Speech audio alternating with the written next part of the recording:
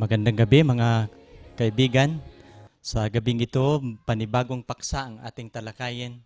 Sa palagay ko, ito yung pinakamahalaga, pinakaimportanteng paksa na dapat ninyong maintindihan, dapat ninyong malaman, sapagkat dito nakasalalay kung paano ang tao magkakaroon ng kaligtasan. Sa gabing ito ating itatalakay, ito yung ating title, ang plano ng Diyos sa kaligtasan. Pero bago po tayo dadako, tayo po muna ay sandaling yumuko sa isang panalangin.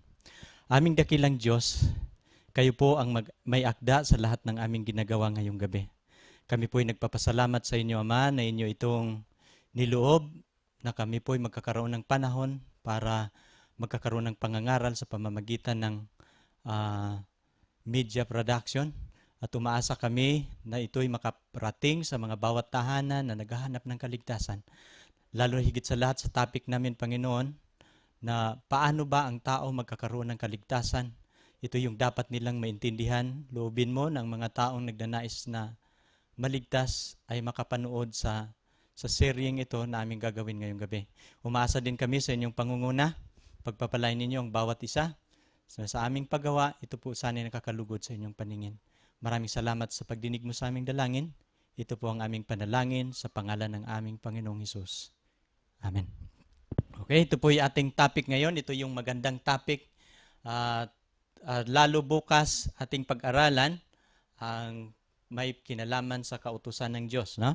Na nilabag ng tao, na ang tao nagkasala. Ngayong gabi, ating pag-aralan itong ano ba ang plano ng Diyos sa kaligtasan. Nung nagdaan nating gabi, ating pinag-aralan kung paano pumasok sa sanlibutan ang kasalanan. Ito po ay sa pamamagitan ng isang tao, pumasok ang kasalanan. At ang tao po na binabanggit sa Biblia na unang nagkakasala, walang iba kundi si Eva. At ang tao ay nabulusok sa kasalanan. Pero nang ang tao nagkasala, ano bang ginawa ng Diyos? Anong plano ng Diyos nung tao ay nagkasala? Nagkakaroon po ito ng redemption plan. At ito po ay ating pag-aralan ngayong gabi. Ano ba ang plano ng Diyos nang ang tao ay nagkasala? Ngayong gabi ating pag-aralan, no? Ano bang dahilan kung bakit ang tao nahiwalay sa kanyang manlalalang? Ano po ba ang nakasabi sa Biblia?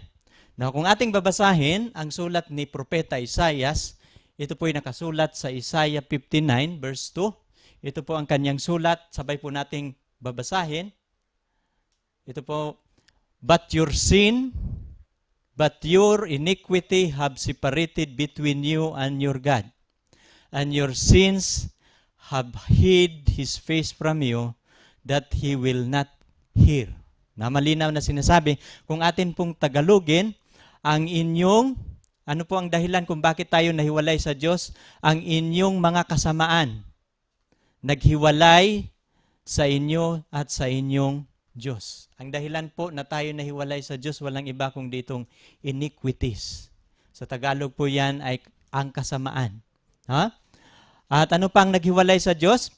At ang inyong mga kasalanan siyang nagkubli ng kanyang mukha sa inyo upang siya'y huwag makinig. Tandaan ninyong nakasulat sa Biblia yung mga kadahilanan kung bakit nahiwalay ang tao. Dalawa lang po ang dahilan kung bakit tayo nahiwalay. Una, ang binabanggit sa Biblia yung ating iniquities. Pangalawa, na nagkubli sa pagitan ng tao at sa Diyos, walang iba kundi yung ating mga kasalanan. Now, ngayon ating pag-aralan ngayong gabi, ano bang pagkakaiba? Kung inyong tatanungin ako, Brother John, ano bang pagkakaiba sa binabanggit sa Biblia na iniquities at sa kasalanan? No? Yung kasamaan at kasalanan. Ating ipapaliwanag ito. Ano bang pagkakaiba sa kasamaan at kasalanan? No? Ang akin pong pag-intindi dito, ang kasamaan, ito yung dami ng kasalanan na inyong ginagawa.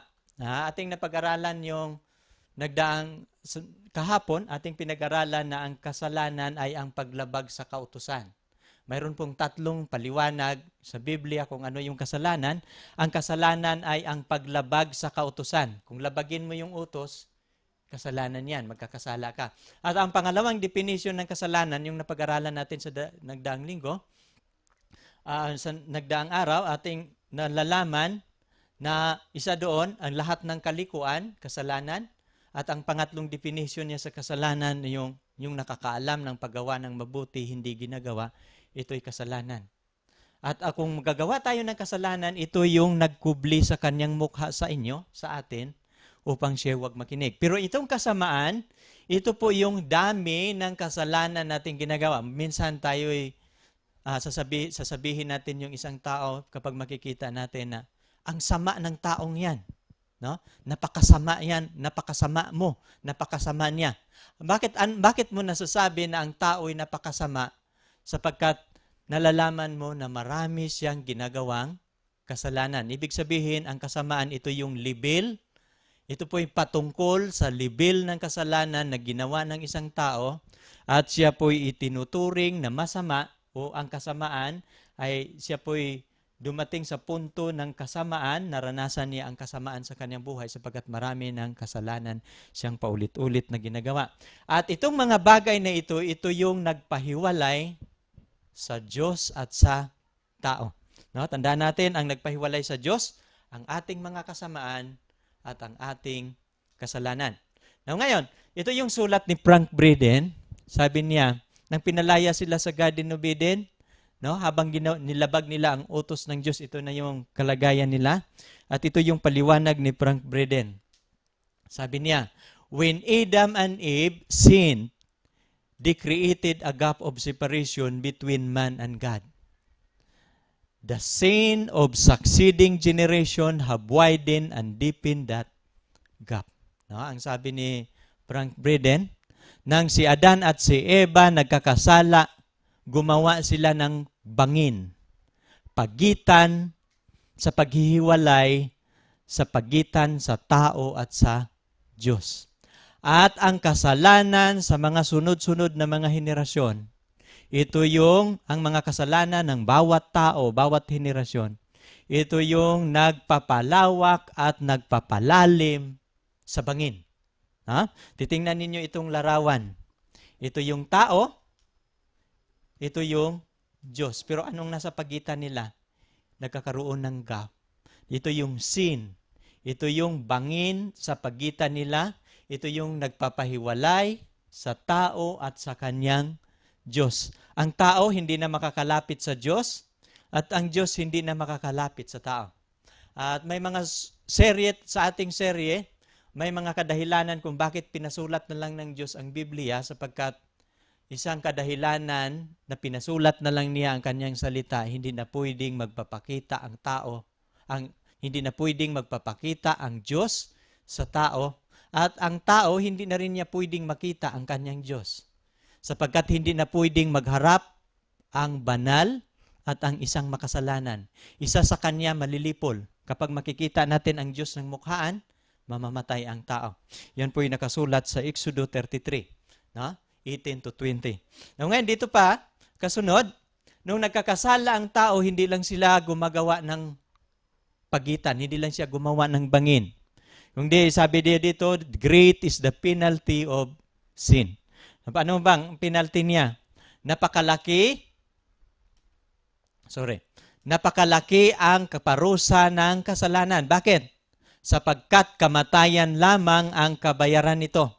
At ito'y hindi kayang bayaran ng tao ang kanyang pagkakautang. Napakalaki yung kaparusahan ng kasalanan. No?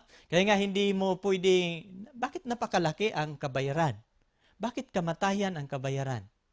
Sapagkat ating napag-aralan, sapagkat sinira niya ang kaayusan ng Diyos. No? Sapagkat nasisir, nawala sa kanya ang kabanalan. Kapag ang nilalang ng Diyos, mawawala na sa kalagayang banal, ang kasunod niyang mangyayari ay ganito. Napapansin niyo, mayroon bang tao ngayon na hindi mamamatay? Mayroon bang tao na hindi mananatili siyang buhay? Wala, no? Kaya nga, ano ba ang kalagayan talaga ng tao? Ngayong gabi ating pag-aralan ang kalagayan ng tao. Ano ba ang kalagayan ng tao nung nahiwalay siya sa Diyos? Hindi lang natanggap niya ang parusa, hindi lang siya nahiwalay, kundi ito yung sabi ng Biblia. No, ano ba talaga ang ating kalagayan? Sa Roma, ito yung nakasulat sa Roma 3:10 hanggang 12, gaya ng nasusulat, no? Mayroong record. Nakasulat ito, hindi lang sa Biblia kung di nakasulat ito kahit sa kalangitan. Gaya ng nasusulat, walang matuwid, wala kahit isa. Walang nakatalastas, walang humahanap sa Diyos, silang lahat nagsisilihis. Nagkakasamang nawala ng kasaysayan, walang gumagawa ng mabuti, wala kahit isa. Mapapansin ninyo, ito yung tunay na kalagayan ng tao. Nang ang tao nagkakasala doon sa Garden of Eden, yung tendency niya, yung human tendencies, hindi na maaaring mananatili ang tao sa kasakdalan. Hindi na maaari na ang tao hindi magkakasala. No? Yung tendencies niya. Kaya nga, hindi pwede na siya'y magiging perpekto sa kanyang kalagayan. Kaya nga, gaya ng nasusulat, wala nang matuwid sa harapan ng Panginoon.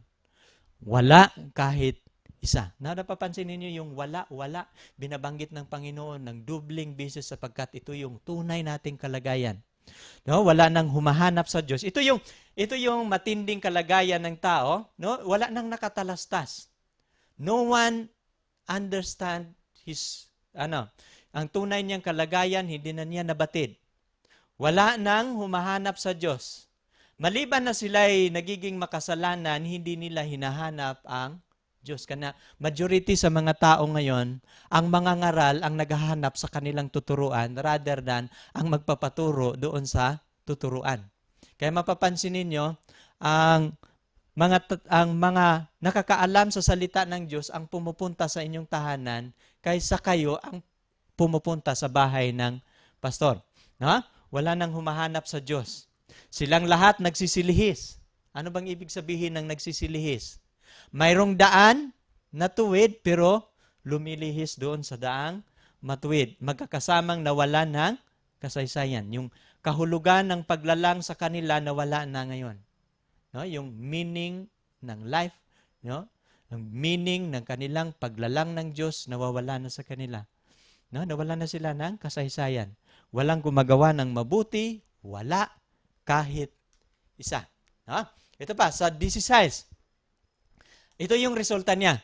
Kagibaan, kahirapan nasa kanilang mga daan.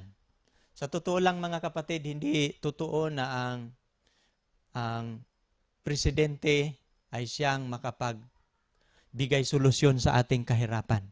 Sa totoo lang, ang Biblia nagsasabi na ang kagibaan sa kalagayan ng tao, yung kahirapan, hindi ito dahil sa ating presidente na umupo na hindi niya ginawa ang kanyang tungkulin.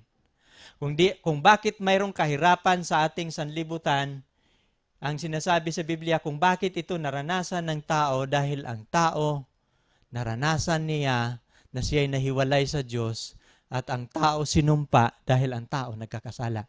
At kasama ito sa sumpa ng Panginoon na maranasan ng tao ang kahirapan. Kaya nga ang kagibaan, kahirapan nasa kanilang mga daan. Ito yung naranasan ng tao sa sanlibutan. At ang daan ng kapayapaan ay hindi na nila nakikilala. Ako'y nakaranas ng mag-aaral sa Biblia. Sa aking pag-aaral sa Biblia, ano yung daan ng kapayapaan? Ito yung daan ng kautusan ng Diyos. Pagsusundin lang ng tao ang kautusan ng Diyos, maranasan ng tao ang kapayapaan. At walang pagkatakot sa Diyos sa harap ng kanilang mga mata. Majority of people, ito yung tunay na kalagayan ng lahat ng tao sa sanlibutan. At ito yung paliwanag ng Biblia kung ano ang resulta ng taong nahiwalay sa Diyos. No? Ito yung paliwanag niya. At ito ba'y totoo? Totoo. No? Lahat ng nakasulat sa Biblia. Kaya nga ang paliwanag ng Biblia, all have sinned. No? Lahat ng mga tao nagkakasala. Saan sila nagkakasala? Kaya nagkakasala sila sa batas ng Diyos. Tandaan ninyo, ang kasalanan, ito po'y paglabag sa kautusan. Kung walang paglabag sa kautusan, wala pong kasalanan. Ito yung paliwanag ng Biblia. Nagkasala tayo sa kautusan ng Diyos. At nang nagkakasala ang tao, laban sa kanyang kautusan, man under the death sentence. Ilalim na siya sa parusang kamatayan. Ano po ba ang nakasulat sa Biblia sa Roma 3:23? Sapagkat, ito yon, Ang kabayaran ng kasalanan ay ano? Kamatayan. Ang kabayaran daw ng kasalanan, kamatayan, datapwat. Ang kaloob na walang bayad ng Diyos ay buhay na walang hanggan kay Kristo Jesus na Panginoon natin. Bagamat napapansin ninyo ang talata, ang kabayaran ng kasalanan ay kamatayan, pero mayroong good news. Ano yung good news? Ito yun, but the gift of God, na walang bayad, ang kaloob niya na walang bayad, ang grasya ng Diyos na walang bayad, ay buhay na walang hanggan sa pamamagitan lamang ni Kristo Jesus na Panginoon natin. At ito yung pag-aralan natin ngayong gabi. Ang, napapansin ninyo, ano bang kalagayan ng tao nung siya ay nagkakasala? Ito yung ginawa ng tao. Diba, ating napag-aralan nung siya ay ginawa doon sa Garden of Eden, no? Masaya sila. Napakabuti nila. At hindi sila kailangang magpapagod para makakain. Hindi sila kailangang maraming gawain upang sila ay mabubuhay. Provided na sila ng Panginoon ang pagkain. Sabi ng Panginoon, makakain sila sa lahat, maliban lang sa isa na nasa gitna. Ibig sabihin, binigyan sila ng Panginoon ng pagkain. I-enjoy lang sana nila yung life nila. They are created by God to enjoy, no? Life, to use what God provided. Pero nung nagkakasala sila, pinalaya sila ng Panginoon na wala sa kanila yung mga privileges. Now ngayon ating pag-aralan, nung nagkakasala ang tao, ano bang ginagawa ng tao? Ito yung ginagawa nila. Nang nagkakasala sila doon sa Garden of Eden, ang unang ginawa ng tao, ay nagplano ang tao ng kaligtasan sa pamamagitan ng gawa. No, anong ginawa ng tao nung sila'y nagkakasala? Ano bang nangyayari nung sila'y nagkakasala? Unang pangyayari nung sila'y nagkakasala doon sa Garden ng Eden, pagbabasahin ninyo yung Genesis 3, nakikita nila na sila'y hubad. Bakit nila nakikitang sila'y hubad? Sapagkat nung sila'y hindi pa nagkasala, ang damit nila, hindi po sila hubad. Hindi po sila hubad talaga nung sila'y hindi pa nagkakasala. Ang damit po ng tao ay katulad ng damit ng anghel. Ang damit po nilang maputi na ito po'y kaluwalhatian ng Diyos. The righteousness of God, the robes, ito yung damit nila. Pero nung nagkakasala sila, ito po'y naalis sa kanilang katawan. No? Naalis sa kanilang, nawala yung damit na kanilang kasuotan, ang katuwiran ng Diyos, sapagkat hindi na sila matuwid sa harapan ng Diyos. At nakita nila ang kanilang sarili, ano na sila? Hubad na. Nung nakita nila ang kanilang kahubaran, nagpaplano sila na kanilang matakpan ang kanilang kahubaran. No? Anong ginawa nila? Anong ginawa ng tao? Anong hakbang na ginawa ni Adan at ni Eva nang sila'y nagkakasala? Ito po ang kanilang ginawa. No? Sa Genesis 3, versikulo 7, at parihong nabuksan ang kanilang mata. Ito yung sabi ng Biblia. No? At nalaman nilang sila'y hubad. At magkasama silang nagtahi ng mga dahon ng puno ng igos at kanilang anong ginawa nila? Pantakip. No? Nang nagkakasala sila ni Adan at ni Eva, ito po yung paliwanag ng Biblia, gumawa po sila ng paraan na para takpan yung kanilang pagkakasala, pagkakamali. Nung nabuka ang kanilang mga mata, they realized that they were naked. Anong ginawa nila? Takpan nila ang kanilang kahubaran. Anong ginawa nilang lunas? Nagtahi sila ng dahon ng mga igos upang kanilang takpan. Ito po yung simbolo na nakasulat sa Biblia. Ito po ang tunay na kalagayan ng tao. Nang sila'y nagkakasala, gumagawa ang tao ng paraan. Natakpan ang kanilang kasalanan. Maraming mga taong nagkakasala, nung sila'y nagkakasala, ay gusto nilang takpan sa pamamagitan ng gawa. For example, nung sila'y nagnakaw kahapon, ngayon nag-iisip silang mamimigay sila sa araw na ito para matakpan nila ang kanilang pagkakautang. Ito po ang katulad ng ginagawa ng tao nang sila'y nagkakasala sa Garden ng Eden. Ang tao nag-isip ng paraan kung paano nila takpan ang kanilang pagkakautang. Ito po human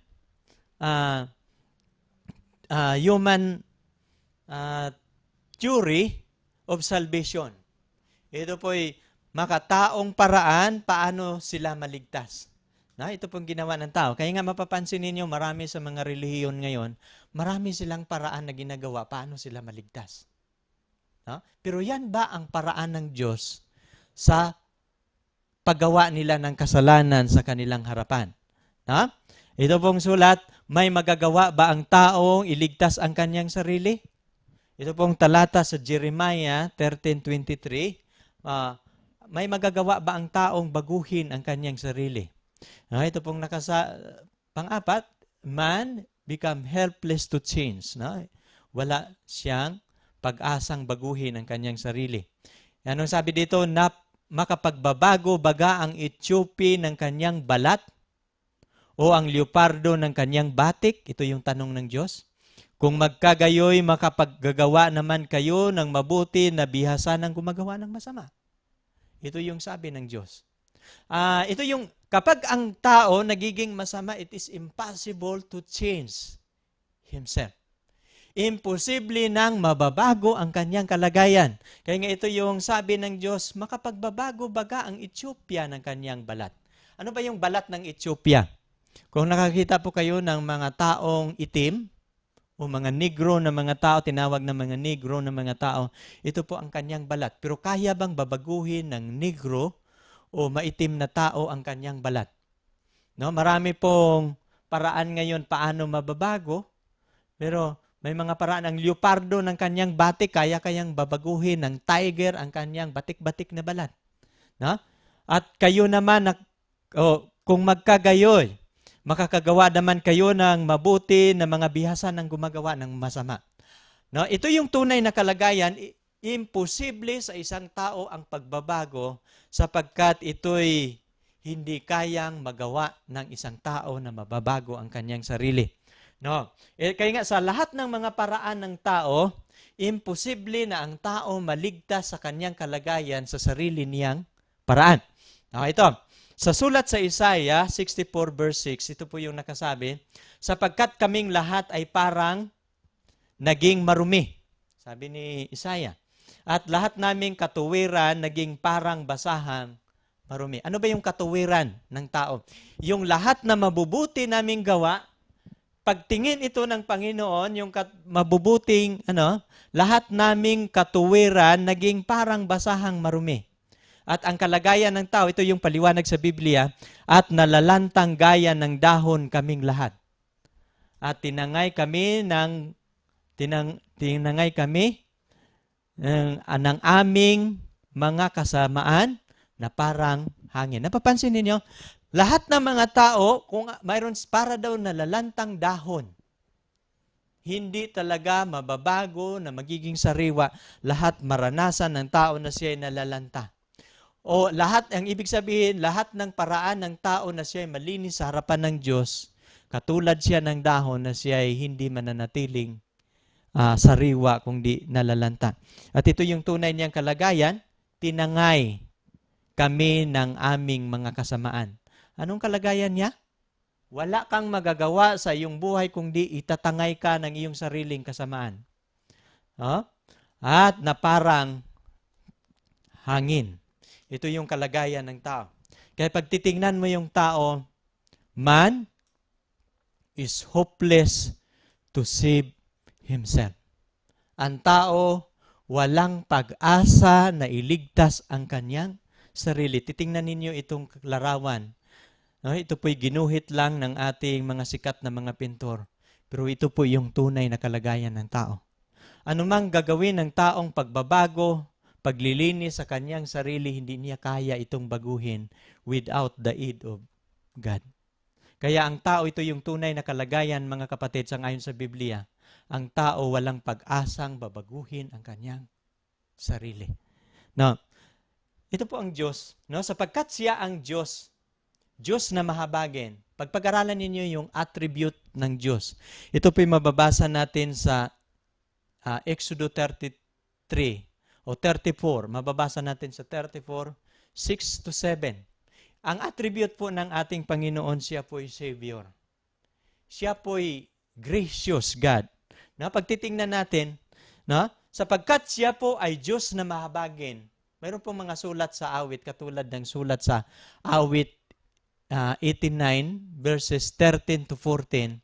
Yun po yung maintindihan ninyo kung paano ang pundasyon ng paghahari ng Diyos. At ang pundasyon sa paghahari ng Diyos, mayroon pong 4 na pundasyon. No? Righteousness and judgment, mercy and truth. Now, napapansin niyo, nababatay sa mercy ang mga pundasyon ng kanyang kaharian. At ito, dahil ang Panginoon natin, mayroon siyang mercy, no? Anong ginawa ng Diyos nang ang tao nagkakasala? Since He is the gracious God, He provide the payment for penalty. Isa sa kanyang likas ay siya po'y mahabaging Diyos, kaya nga siya po ang nag-provide ng kabayaran ng pagkakautang. No? Alam niya na ang tao nagkakautang at hindi niya kayang bayaran. Siya po ang handang magbabayad sa ating pagkakautang. Sa kaligtasan ng tao, ito po ang ito ang bahagi ng Diyos sa kaligtasan ng tao. Ano ang bahagi ng Diyos? He provides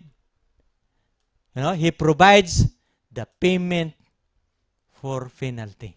Nang ating pag-aralan ito natin ngayong gabi, ano po ba ang plano ng Diyos sa kaligtasan? No? Nang ang tao nagplano sa kaligtasan, kaya ba niyang iligtas ang kanyang sarili? Hindi. No, napapansin ninyo. Nang si Adan at si Eva, nagtahi sila ng mga damit na igos doon sa halamanan, anong ginawa ng Diyos ng kanilang kasuotan? No, pagbabasahin ninyo yung chapter 3, bago sila pinalayas doon sa Garden ng Eden, hinubad yun ng Diyos ang kanilang damit na mga dahon. No? Ano po ba? Ito yung nakasulat, ang Diyos ay nagplano sa kaligtasan sa pamamagitan ng biyaya. Napapansin ninyo itong larawang ito? The longest prophecy of the Bible, ito yung makikita sa Genesis 3:15. No? Nagkakaroon ng pagkaalitan sa pamamagitan ng ahas at sa babae. At yung binhi ng babae, ito yun si Jesus Christ, ang seeds of the woman, will destroy the head of the serpent. No? Ito po ang dudurog sa ulo ng ahas. Sapagkat si Jesus sa Biblia ay nakahula na po sa Biblia na si Jesus ang papatay. Siya ang pagpuksa sa binom ng kasalanan. Now, ano po ang plano ng Diyos sa kaligtasan? Ito po yung plano niya sa kaligtasan. Nagplano siya sa kaligtasan sa pamamagitan ng biyaya. Ano po ang biyayang ito?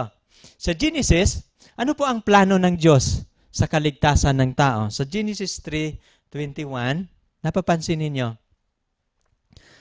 di ba, ano bang utos ng Panginoon? Sa araw na kayo'y kakain sa punong kahoy na yun, sa kahoy na pinagbabawal ng Diyos, ito po ang sabi ng Diyos, sa araw na kayo'y kakain, kayo'y walang pagsalang mamamatay. No, napapansin ninyo, sa araw na nagkakasala si Adan at si Eva, mayroon pong namamatay sa araw na yon. At ito po ang nakakalungkot. Si Adan at si Eva, niligtas ng Diyos sa araw na yon. Pero mayroon pong isang linalang sa Garden of Eden na namatay. At walang ibang namatay ang paborito ni Adan na hayop. Ang tupa na kanyang paborito, ito po ay binigyan ng Panginoon siya ng patalim at si Adan mismo ang pumatay sa tupa na yon. At yung dugo ng tupa, ito po ay isang tanda. No? Sabi ng Diyos kay Adan, no? Ito po ang isang tanda na ang kasalanang inyong nagawa, mababayaran lamang ito sa pamamagitan ng pagdanak ng dugo. Hindi po simple ang kabayaran ng kasalanan. Ito po'y sa pamamagitan ng pagdanak ng dugo. Pagbabasahin ninyo yung Hebrew 9:22, maliban sa pagdanak ng dugo, ay walang kapatawaran ng kasalanan. Kung hindi po namatay ang tupa sa Garden of Eden, hindi po mapapatawad ang kasalanan ni Adan at ni Eva. Napapansin ninyo, nang pinalaya sila sa Garden of Eden, ang kanilang kasuotan hindi na po dahon ng igos. Ha? Ito po'y pinalitan ng Panginoon ng balahibo ng tupa. Ito po'y isang larawan na ang paraan ng tao sa kaligtasan hindi po tanggap ng Diyos. Ang Diyos sa kaligtasan, sa Biblia, ang kaligtasan, ang Diyos ang gumagawa ng paraan. At ito po'y paraan ng Diyos, paano ang tao naligtas. Ang Diyos ang nagdadamit. Sa Biblia, ito po'y kahulugan, ito po'y simbolo na sa kaligtasan ng tao, ang Diyos ang magpaplano, paano siya magkakaroon ng kaligtasan, at ito po'y ating pag-aralan ngayong gabi. No, sa 21, Genesis 3:21, ito po yung nakasulat, ginawa ng Panginoon at ginawa ng Panginoong Diyos, ginawa ng Panginoong Diyos si Adan at ang kanyang asawa ng kasuotang balat at sila'y dinamtan. No? Ito po yung paliwanag ng Biblia na ang Diyos ang magdamit na sa isang makasalanan ng kaligtasan para po siya matanggap sa harapan ng Panginoon. No, ano po yung kanina ating napag-aralan nung nagkakasala ang tao, nagkakaroon ng gaffe. No? Nagkakaroon ng bangin sa pagitan. Pero mayroon pong plano ang Diyos sa kaligtasan na siya po'y gagawa ng tulay sa pagitan sa tao at sa Diyos. At wala pong ibang paraan ng Diyos na siya po'y makakagawa ng tulay. Kailangan ang pagdanak ng dugo ng kanyang anak. At ito po yung biyaya ng Diyos para sa sansinuko, para sa taong nagkakasala na nahiwalay sa Kanya. Isa lang ang paraan ng Diyos na maibalik niya ang tao sa kanyang kalagayan kapag siya po'y, kapag mayroong magbabayad sa kanyang kasalanan. No, ito po yung, kaya nga ano yung kasalanan? Sa ating pag-aaral, ang kasalanan hindi po ito sa paraan ng tao, kundi ito po'y sa pamamagitan ng biyaya. No? Ano ba itong biyaya? Ang biyaya sa Biblia, ito po'y unmerited gift. No? Ito po'y regalo ng Diyos sa taong hindi karapat-dapat. Kaya nga unmerited gift daw siya. Diba, napapansin, hindi tayo karapat-dapat na bibigyan ng regalo, pero binigyan po tayo ng regalo. Ito po'y regalo ng Diyos, bigay ng Diyos sa taong di karapat-dapat. Tatanungin ko kayo, na habang kayo nanonood, kayo ba'y karapat-dapat na bibigyan ng Panginoon ng regalo ng kaligtasan? O kayo po'y karapat-dapat, o tayo po'y karapat-dapat na tayo po'y parusahan ng ating kasalanan dahil po tayo nagkakasala. Tayo pong lahat, ako po, inaamin ko po, ako po'y karapat-dapat na parusahan ng Diyos dahil sa aking kasalanan. Kayo din po, ganun ang inyong kalagayan, pero bagamat tayo'y nagkakasala sa harapan ng Panginoon at nakikita ng Panginoon ang ating kalagayan, mayroon pa po tayong paraan na maligtas niya. At isa lang po ang paraan. Alam niyo, mayroon akong libro na nababasa. Ito po'y sulat ng isang babae. No? Si Ellen G. White, mayroon po siyang sulat. Sabi niya, nang nagkakasala at si Adan at si Eva, nagkakaroon ng council of the Godhead. Nag-uusap po ang tatlong personang kadyusan, ang Ama, Anak at ang Espiritu. At ang anak, siya po'y pumasok sa presensya ng kanyang ama. Nung nagkakasala ang tao doon sa Garden of Eden, ang lahat ng mga anghel nakatingin sa kanila.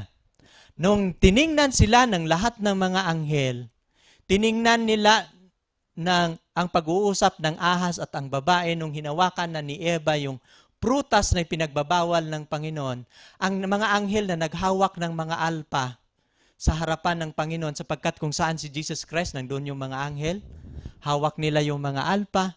Anytime, aawitan nila ang Panginoong Hesus. Pero sa araw na yon, nung kinain ni Adan at ni Eva, at binigyan niya ang kanyang asawa, kumain na rin. Lahat ng mga anghel, nilagay nila ang kanilang mga alpa sa harapan ng Panginoon. At sabi nilang mga anghel, kay Jesus Christ, Panginoon, hindi na po namin kayang umawit ngayon. Pasensya na po. Sapagkat alam ninyo kung gaano na kamahal ang taong ginagawa ninyo. Mahal po namin sila na katulad ng aming mga bunsong kapatid. Pero hindi na po namin kayang aawit sa inyong harapan na nakita namin ang tao ngayon na nagkakasala. Ano po ang inyong magagawa? Mayroon pa bang paraan na mailigtas ninyo ang tao? Pero alam ninyo, si Jesus Christ, iniwanan niya ang mga anghel na nagtanong sa Kanya. maiwan po kayo dito, ako'y lalapit sa aking Ama. At pag-usapan namin ang plano ng kaligtasan. No, sa sulat ni Ellen G. White, ito po yung kanyang sulat. Pumasok sa presensya ng kanyang Ama ang pangalawang persona, ang God the Son. At mayroong binabanggit niya sa kanyang sulat 3 times. Pumasok siya sa presensya.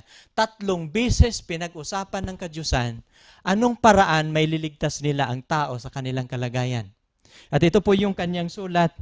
Nang tinanong ni Jesus, ito yung sabi ni Jesus sa kanyang Ama.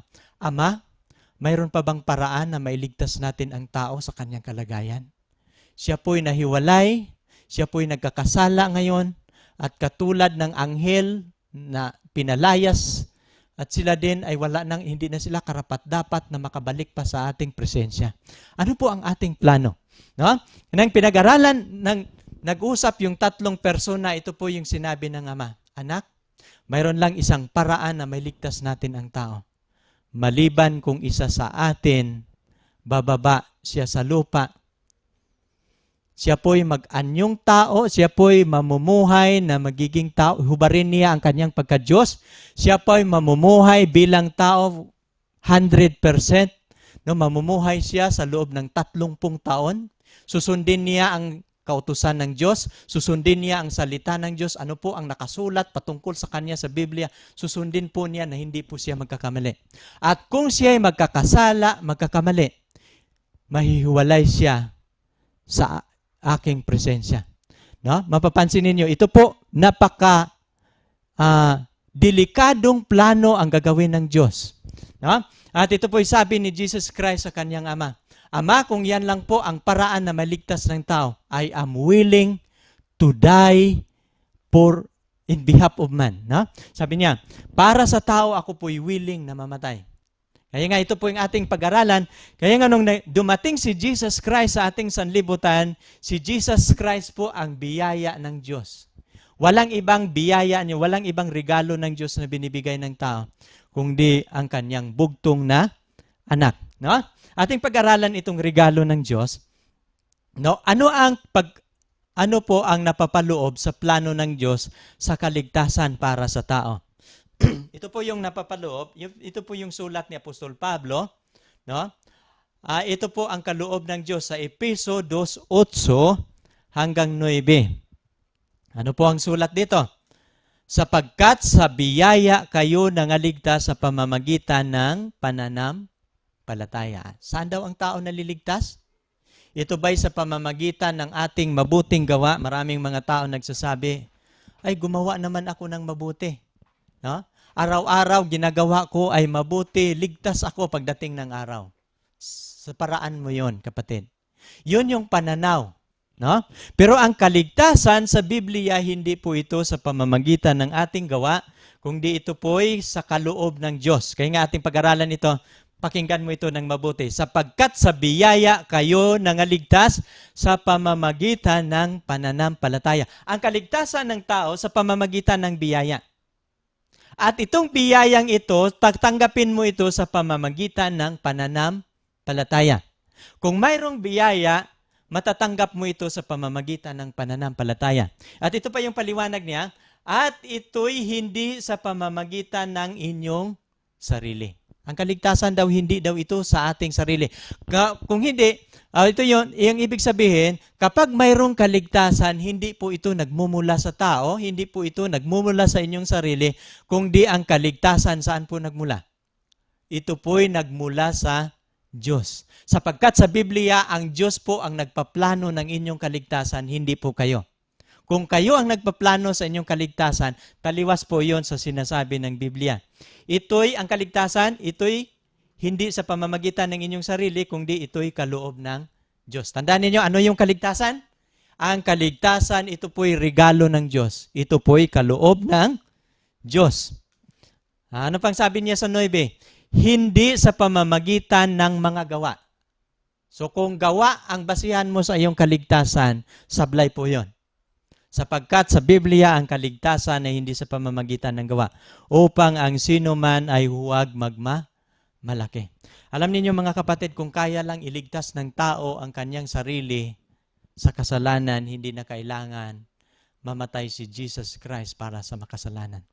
Hindi na kailangan siya ay magiging tao para maghihirap sa taong nagkasala. Ito po yung patunay na hindi kayang bayaran ng tao ang kanyang pagkakautang. Kaya ang Diyos na ang nagbabayad sa pagkakautang ng tao. Na ngayon, ano ang kaligtasan? Ating uulitin.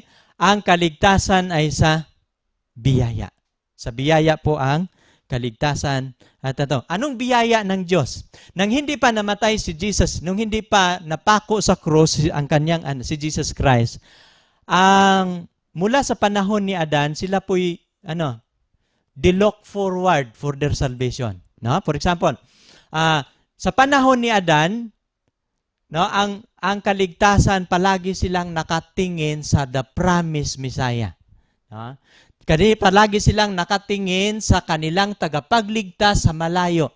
At ito po'y ang kapatawaran ng kasalanan ay sa pamamagitan ng pagdanak ng dugo. Kaya nga, mula sa panahon ni Adan, si Adan nagpatay ng tupa bago sila pinalayas sa Garden of Eden. Kasi ang simbolo ng kaligtasan nila sa pamamagitan ng dugo. Ang kapatawaran ng kasalanan sa pamamagitan ng pagbuhos ng dugo. At sa Biblia, kung walang pagbuhos ng dugo, walang kapatawaran. No other way. No? Walang ibang paraan na ang ating kasalanan mapapatawad, kundi sa pamamagitan lamang ng pagbuhos ng dugo. Kaya mula sa panahon ni Adan, pagbabasahin ninyo yung Old Testament, sino bang patriarka na hindi naghandog ng tupa? No? Mula kay Abraham, no? Kay si Noah, sino mga patriarka, kahit si Moses, lahat sila naghandog ng tupa sapagkat kung sila'y magkakasala, mapapatawad lang na ang kasalanan sa pamamagitan sa dugo ng tupa. Pag mga mayayaman sa panahon ng Old Testament, dugo ng baka. Pag medyo katamtaman ang kanilang kalagayan, estado sa buhay, tupa ang requirements ng Panginoon. Pero kapag mahirap ang kanilang kalagayan, bato-bato. Magdala sila ng ibon na bato-bato sa templo. Sa tabernakulo ng Diyos, dadalhin ito ng mga pare doon sa banal na dako. At isang bisis sa isang taon, magwisik sila, papasok ang pare sa kabanal-banalang dako sa santuaryo ng Panginoon. No, lahat ng mga bahagi, mga bagay na nandun sa templo, iwiwisik ang dugo sapagkat ang kautusan na nilabag nila masatisfy. No? When there is sin, there is payment for sin. Ang payment, ang kabayaran ng kasalanan, dugo lamang ang kabayaran ng kasalanan. Kaya nga ang kasalanan mapapatawad sa Old Testament by proxy of the animal's blood. No? Sa New Testament, hindi na tayo ngayon magpatay ng tupa sapagkat dumating na si Jesus Christ na tunay na tupa, tunay na handog para sa kasalanan. No? Kaya nga ang kabayaran ng kasalanan, ito'y sa pamamagitan ng kamatayan ng inosenteng kahalili. No? From Old Testament, ang kabayaran ng kasalanan sa pamamagitan ng kahalili, by proxy. At inosente, ang dugo ng proxy, siyang magsilbing kabayaran ng kasalanan. Kaya nga sa Old Testament, ating napag-aralan, dugo ng tupa, dugo ng baka, dugo ng mga ibong bato-bato. Pero sa New Testament, hindi na po dugo ng tupa. Ha? Kasi pagbabasahin ninyo yung Hebrew, no? Yung 10, yung 4, 5, no? 6, mababasa ninyo ang dugo ng tupa, ang dugo ng hayop hindi makapaglilinis. Tunay na makapaglilinis sa kasalanan. Kaya dumating si Jesus Christ. So, pagbabasahin ninyo yung Juan, John 1:29, ito po yung nakasulat. Narito ang kordero ng Diyos na nag-alis ng kasalanan ng sanlibutan. Nang nakita ni Juan si Jesus Christ, parating, palapit sa kanya, tingnan ninyo ang kordero ng Diyos. Ano ba yung ibig sabihin ng kordero? No? Look at Him, the Lamb of God, no? Which taketh away the sin of the world. Na nag-alis ng kasalanan ng sanlibutan. So ano po yun si Jesus Christ? Siya po ang kordero ng Diyos. Siya po ang tupa ng Diyos na mag-aalis ng kasalanan ng sanlibutan. Ikaw ba'y pwedeng makapag-alis sa iyong kasalanan o ang kordero ng Diyos? Tayo po ay hindi tayo makapag-aalis ng kasalanan ng sanlibutan. No, ang Biblia, sa Biblia ang makapag-alis lang ng kasalanan ng sanlibutan no other than Jesus Christ. At si Jesus Christ, siya po ang Lamb of God. Siya po yung kordero ng Diyos na nag-alis ng kasalanan ng sanlibutan. Kaya nga ito pong nakasulat sa Hebreo 9:22. Pag mayroon kayong mga Biblia sa inyong tahanan, pwede po ninyong itong ulitin. Ito po ay sa pamamagitan ng pagdanak ng dugo. No? Kung walang pagdanak ng dugo, atin pong basahin. No? Ito po yung talatang nakasulat no? Sa Hebreo 9:22. Sa katunayan, sa ilalim ng kautusan, halos lahat ang mga bagay ay nililinis ng dugo. Yung Old Testament sanctuary, nagkakaroon ng cleansing sa sanctuary through the blood, no? The sprinkling of blood. Pero kung walang pagdanak ng dugo, walang kapatawaran ng kasalanan. So kung walang pagdanak ng dugo, kaya nga sa plano ng Diyos sa kaligtasan, kung sa kadyusan sa tatlong persona, kung walang Diyos na bumaba sa ating sanlibutan, ang atin pong sanlibutan hindi maliligtas. At ito po yung palagi kong sinasabi. Alam niyo yung nagkakasala si Adan at Eva. Alam mo yung nawala sa kanila, hindi lang sila nawala ng buhay, yung eternal life nawala sa kanila. Nawala sa kanila yung freedom of choice. Wala na silang karapatang magpili na sila'y maligtas. Wala na silang karapatan na magpili na paglingkuran nila ang kanilang Diyos kasi hindi na nila kayang baguhin ang kanilang sarili. Pero nang binayaran ni Jesus Christ ang ating pagkakautan, na ibabalik sa atin yung freedom of choice. Pwede na ng taong magpasya na siya'y maligtas uli sa harapan ng Panginoon.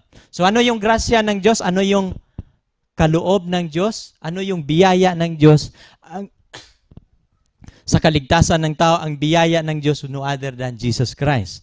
Kaya ito po yung nagkasabi, no? Para sa kaligtasan ng tao, anong ginawa ng Diyos? He gave His only and begotten Son.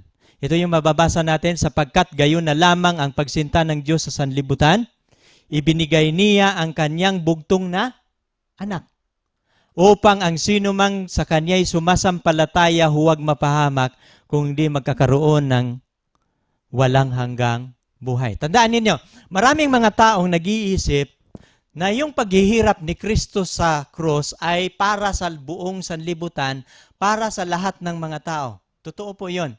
Ang kanyang paghihirap para sa lahat ng mga tao. Pero hindi po ibig sabihin ang binabayaran ni Kristo ang kasalanan doon sa cross ay ligtas na lahat. Hindi po yun totoo na ligtas na lahat. Maliban, na mapapansin ninyo, ang kaligtasan sa Biblia, ito po'y kondisyonal. Ha? Sapagkat gayon na lamang ang pagsinta ng Diyos sa sanlibutan, ibinigay niya ang kanyang bugtong na anak. Ito po yung kondisyon. Upang ang sino mang sa kanya'y sumasampalataya. Dito po ang kondisyonal. Whosoever that believeth on Him. Pero mayroong hindi nananampalataya sa Kanya. How about yung hindi nananampalataya? No, ating pag-aralan yun mamaya. Ang maliligtas lamang dito upang ang sino man sa Kanya'y sumasampalataya. Ibig sabihin, ang sumasampalataya lang sa dugo ng bugtong na anak ng Diyos, sila lang po ang mahugasan ng kasalanan. Ay hindi na sila mapahamak kung di magkakaroon na sila ng buhay na walang hanggan. Tandaan ninyo, salvation is conditional. Ha? Ano dito? He sent, nang nagkakasala ang tao, nagpadala po siya ng tagapagligtas. Saan po nanggagaling ang tagapagligtas? Ito po ay galing sa langit. Maraming nag-iisip na si Jesus Christ ay 100% tao, na si Kristo daw ay tao, 100% tao, isa po yung pagkakamali. Pagbabasahin po ninyo yung Hebreo 1:6, ito po yung nakasabi, at muli nang dinala niya ang panganay sa sangkalupaan, sinabi, sambahin siya sa lahat ng mga anghel. Si Jesus Christ po ay hindi galing sa lupa, hindi po siya 100% na tao. Siya po ay 100% na Diyos, ngunit nang pinadala siya ng kanyang ama, no? Ito po ang sabi ng ama, no? Nang bago niya pinadala ang panganay sa kalupaan, sinabi ng ama, sambahin siya sa lahat ng mga anghel. No? Before Christ was descent to earth, He was worshipped by the angels in heaven. No? Nang pinadala niya ito, ano po ang balita niya sa mga anghel? No? Nang pinanganak si Jesus sa Bethlehem, ang mga anghel po ay nagpakita doon sa mga anghel, mayroon po silang good news. Ano po yung good news sa mga shepherd? Ito po yung mga anghel nagpapakita, ito yung sabi ng anghel sa Lucas 2:11, sapagkat ipinanganak sa inyo ngayon sa bayan ni David ang isang tagapagligtas. Sino yung ipinanganak sa bayan ni David? Sa Biblia, sinasabi dito siya yung tagapagligtas. Siya ang Kristo, ang Panginoon. Na binabang ipagpapansin ninyo yung pagkasulat sa Biblia, yung Kristo at Panginoon, capital letter po yan. Ang ibig sabihin, pinakilala po ng Biblia na ang Savior of humankind, ang tagapagligtas ng makasalanan sa sanlibutan, siya po ang Kristo, ang Panginoon. Capital letter yan. Pagbabasahin ninyo sa Awit 100 verse 3, ang Panginoon, He is God. No? Sa Jeremiah 10:5 ay ano din, no? Siya ang Panginoon. Anong sabi ng anghel doon kay Joseph nung siya ipinanganak? Siya ay manganganak ng isang lalaki at pangalang itatawag mo sa kanya ay Jesus, sapagkat ililigtas niya ang kaniyang bayan sa kanilang kasalanan. No? Kanina tagapagligtas siya sa kanyang bayan, pero siya ang ililigtas ni Jesus Christ ang bayan sa kanilang kasalanan. At siya po ang ating tagapagligtas. No? Kaya ano pang sabi ni Apostol Pablo? Sapagkat ibinigay ko sa inyo, una sa lahat ang akin namang tinatanggap. Si Kristo'y namatay dahil sa ating mga kasalanan ayon sa kasulatan. Ano po ang dahilan kung bakit siya ay namatay? Siya po'y namatay dahil po sa ating kasalanan. Ang dahilan po kung bakit si Kristo nabayubay, naghirap doon sa cross, isa lang po ang dahilan. Sa ating kasalanan, ang aking kasalanan, ang iyong kasalanan. Kasama ka na sa paghihirap ng Panginoon. Kung bakit siya namatay 2,000 years ago? Because He loves you. He wants you to be saved, to be with Him. Kaya nga binayaran niya ang iyong pagkakautang 2,000 years ago doon sa Kalbaryo, sa cross. Pero kapag tanggapin mo ang regalo ng Diyos sa gabing ito, magkakaroon ka ng pag-asa sa buhay na walang hanggan. At sabi na ni Apostol si Isaiah, no, ngunit siya ay nasugatan dahil sa ating pagsalangsang. Kung paano siya naghirap, siya po'y nasugatan dahil sa ating paglabag sa kautusan. Siya po'y nabugbog dahil sa ating kasamaan. Ang parusa na tungkol sa ating kapayapaan na sa Kanya. At sa pamamagitan ng Kanyang latay, nagsisigaling tayo. Sa pamamagitan ng Kanyang paghihirap, kung gaano siya naghihirap doon sa gaano man kalaki ang iyong kasalanan, kapag ikaw lalapit sa iyong tagapagligtas, gagaling ka sa iyong kalagayan. Salvation, ulitin ko mga kapatid, salvation not by human effort, but salvation through our Savior, through Jesus Christ. And He alone can save us from sin. He alone can change us from our kalagayan, no? Sa pagkalagayan nating masama. At tayong lahat, ito yung kalagayan natin, gaya ng tupang naliligaw, tumungo bawat isa sa kanyang sariling daan. Ipinasan sa Kanya ng Panginoon ang kasamaan nating lahat. Ang ating kalagayan nung tayo nagkakasala, naliligaw tayo, parang tupa na walang tagapagbantay. Pero anong ginawa ng Diyos? Dahil po sa Kanyang pagmamahal, ipinasan sa Kanya ng Panginoon ang kasamaan nating lahat. Kung gusto kung gusto mong maliligtas ang tao ngayon na nagkakasala, pasanin mo ang kanilang kasamaan. At ito po ang ginawa ng Diyos sa plano sa kaligtasan. Sabi niya, Father, I am willing to die. No? Si Jesus Christ na nandoon sa trono niya, nakaupo, kapiling ng Kanyang Ama. Iniwanan niya ang Kanyang trono, bumaba sa ating sanlibutan, binayaran ang ating pagkakautan. No? Kaya nga Jesus paid the debt for our forgiveness. Siya po ang nagbabayad sa ating pagkakautang para po tayo mapapatawad sa harapan ng ating Diyos. Kaya kung paano sa pamamagitan ng isang pagsuway, dumating ang hatol sa lahat ng tao sa ikapagdurusa. Di ba? Nang sinuway ng ating mga magulang ang kautusan ng Diyos, dumating ang hatol sa ikapagdurusa. Nagdurusa ba tayo? Yes. No? Gayon din naman sa pamamagitan ng isang gawa ng katuwiran. No, napapansin ninyo, bakit ang ating tagapagligtas kailangan magiging tao? Sapagkat kailangan niyang maranasan ang gawa ng katuwiran. Ang kaloob na walang bayad dumating sa lahat ng mga tao sa ikaaaring ganap. Ha? Ang kaloob daw na walang bayad dumating sa lahat ng mga tao sa ikaaaring ganap. Ano ba itong pag-aaring ganap? Ang pag-aaring ganap, this is the forgiveness of sin. No? Dumating ang isang gawa ng katuwiran. Ang tao nilabag ang kautusan, dumating si Kristo, sinunod niya ang kautusan. Ano yung ang tao hindi sinunod ang salita ng Diyos, sinunod ito ng kanyang anak. Sabi ng God the Father, anak, kapag ikaw magkakasala, mahiwalay ka sa aking piling at mamatay ka sa mga taong kapiling nila, sa mga taong makasalanan. Kaya nga ang plano ng kaligtasan, ito po'y hindi simple. No? Kailangan si Jesus Christ mamumuhay na perpektong linalang hanggang babayaran niya ang kasalanan. Sapagkat kailangan ng halimbawa, no? Kailangan mamumuhay ang isang tagapagligtas na mamumuhay siyang bilang halimbawa ng makasalanan. Si Kristo po'y hindi nagkasala nung siya po'y namumuhay bilang tao. No? Ano pa? Ang sulat sa Biblia. Upang kung paano ang kasalanan nagharis sa ikamamatay, gayon din naman ang biyaya makapaghahari sa pamamagitan ng katuwiran sa ikabubuhay na walang hanggan sa pamamagitan ni Hesukristo na Panginoon natin. Ha? Ang maghahari ang katuwiran through Jesus Christ. Na? Kapag si Jesus Christ magiging mong tagapagligtas, saka na ang tao mamumuhay sa katuwiran. No? Kaya nga ulitin natin, kaya sa Biblia ang kaligtasan sa pamamagitan lamang ni Kristo. Marami pong nagsasabi, no? Mayroong ibang mga ngaral nagsasabi, kung hindi kayo papasok sa iglesia ni Kristo, hindi po maliligtas. Yan po ay hindi totoo. No? Maraming nagsasabi, kung hindi po kayo papasok sa iglesia ni Kristo, hindi kayo maliligtas. Hindi po totoo na ang iglesia ang tagapagligtas.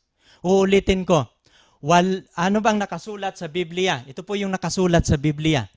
Mababasa ba natin sa Biblia na ang simbahan tagapagligtas? Ang iglesia tagapagligtas, hindi po sila tagapagligtas. Ang iglesia, ito po yung niligtas ni Kristo. Pero hindi po tagapagligtas ang iglesia. Kaya pag mayroong magsasabi na pag hindi ka papasok sa iglesia, hindi ka maliligtas, hindi po yun. Kabulanan po yun. No, dito po ang nakasulat, at sa kanino mang iba walang kaligtasan. Ha? Sapagkat walang ibang pangalan sa silong ng langit na ibinigay sa tao na sukat nating ikaliligtas. Ang pangalan ba ng simbahan makapagligtas ba sa tao yan? No? Yun ba ang nakasulat sa Biblia na tagapagligtas? O si Jesus Christ ang kanyang anak? Sa silong ng langit wala ng ibang pangalan ng tao maligtas, kundi sa pangalang Jesus. Kaya nga, maingat ang anghel nagbalita doon kay Josue. No?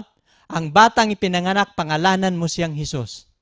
Sapagkat ililigtas niya ang kanyang bayan sa kanilang kasalanan. No other name under heaven that could save humanity, no other than the name Jesus. No, si Jesus lang ang tagapagligtas sa ating sanlibutan. At sinabi sa kanya ni Jesus, ako ang daan, ang katotohanan at ang buhay. Sino man ay hindi paruroon sa Ama kundi sa pamamagitan ko. Sino ang makapagdala sa atin sa langit? Sino ang makapagdala sa atin sa Ama? Ang iglesia ba o si Jesus Christ? Sabi ni Jesus sa kaligtasan ng tao, sabi niya, ako. Sabi niya, ako ang daan. Kung gusto ninyong maligtas, si Jesus Christ po ang daan. Kami po'y Seventh-day Adventist pero hindi po namin tinuturo ng Seventh-day Adventist ay tagapagligtas. Hindi po namin tinuturo na kapag kayo papasok sa Seventh-day Adventist, maliligtas po kayo. No? Ang iglesia, ito po'y grupo ng mga tao na niligtas na ni Kristo pero ang tagapagligtas natin, No other than Jesus Christ. Ako ang daan, ang katotohanan, at ang buhay. Sino man ay di paruroon sa Ama kung di sa pamamagitan ko. Ito po yung nakasulat sa Biblia at wag na natin pong dagdagan. Wala nang ibang tagapagligtas sa Biblia, no other than Jesus Christ. Anong bahagi ng tao sa kaligtasan? Ito po yung maganda. No? Malapit na po tayo magtatapos sa ating talakayan. Wala to. No? Ano po ba ang bahagi ng tao sa kaligtasan? Sorry po, no? Nagkakaroon ng konting problema. Kanina ating pinag-aralan ang bahagi ng Diyos. Noong ang tao nagkakasala, hindi niya kayang iligtas ang sarili. So ang Diyos ang gumawa ng paraan para mailigtas ang tao. Ang paraan ng Diyos sa pagligtas sa tao, yun po yun ang bahagi ng Diyos sa kaligtasan. Now ngayon, kung mayroong bahagi ang Diyos sa kaligtasan, no? Mayroon din pong bahagi ang tao sa kaligtasan. At ito po yung pag-aralan natin sa gabing ito. Ano po ba ang bahagi ng tao sa kaligtasan? Ito yung bahagi ng tao sa kaligtasan. Ang bahagi ng tao, pag mayroon na siyang regalo sa kaligtasan, ito po yung kanyang bahagi. Yun talaga, no? Ang bahagi niyang tao, at napapansin ninyo yung John 3:16, gayon na lamang ang pag-ibig ng Diyos sa sanlibutan, ibinigay niya ang kanyang bugtong na anak. Ito po yung regalo ng Diyos, ulitin ko. Kapag tanggapin mo ang kanyang regalo sa pamamagitan ng pananampalataya, ito po yung kailangan. No? Tanggapin, aaminin natin na tayo po ay nagkasala. No? Tatanggapin mo, ito po yung bahagi ng tao para magkakaroon ka ng kaligtasan, tanggapin na tayo po ay isang makasalanan. Aaminin po natin sa harapan ng Panginoon na tayo po ay isang makasalanan. Ang tao po ay hindi maliligtas ng Diyos kapag siya po ay hindi niya aakuin ang kanyang pagkakasala o ang kanyang pagkakautang. Kapag hindi mo makikita ang inyong kasamaan, hindi mo kailangan ang tagapagligtas. Kailangan lang ng tao ang tagapagligtas kapag mangyayari ang isang bagay. Ito po yung bahagi ng tao. Tanggapin mo na ikaw ay isang makasalanan. No? At ito po yung nakasulat sa Biblia, sapagkat ang lahat ay nagkakasala, hindi na nakakaabot sa kaluwalhatian ng Diyos. Yung lahat kasama ka doon, kapatid. No? Pagka ang lahat nagkakasala, kasama ka doon. Kasama ako doon. At nung nagkakasala ang tao, hindi na nakakaabot sa kaluwalhatian. Kaya nga, para maligtas tayo ng Diyos, ito po yung ating bahagi. Unang bahagi, tanggapin natin na tayo'y makasalanan. Pangalawa, no? At tayo po'y mananampalataya. Ang regalo ng Diyos, tatanggapin ito ng isang makasalanan sa pamamagitan po ng pananampalataya. Papansinin ninyo ang mga sunod nating mga talata. For example, yung John 3:16. No? Sapagkat gayon na lamang ang pagsinta ng Diyos sa sanlibutan, binigay niya ang kanyang bugtong na anak. Ito po yung regalo ng Diyos sa kaligtasan. Ito po yung biyaya, yung kanyang bugtong na anak. Pero papansinin ninyo, nang binigay niya ang kanyang bugtong na anak, mayroon po ditong kondisyon. Upang ang sino man sa kanya'y sumasampalataya, ay huwag mapahama kung di magkakaroon ng buhay na walang hanggan. Ang makatanggap po dito sa kaligtasan, yung sumasampalataya, yung mananampalataya. Kaya nga importante, ang pangalawang hakbang sa kaligtasan, ito po yung bahagi ng tao sa kaligtasan, siya po'y mananampalataya. Napapansin ninyo yung salitang pananampalataya, kailangan po yun sa kaligtasan at yun yung bahagi ng tao. No, ano pa ang Kaya nga mayroong nagtanong, pagbabasahin ninyo itong Gawa 16:30-31.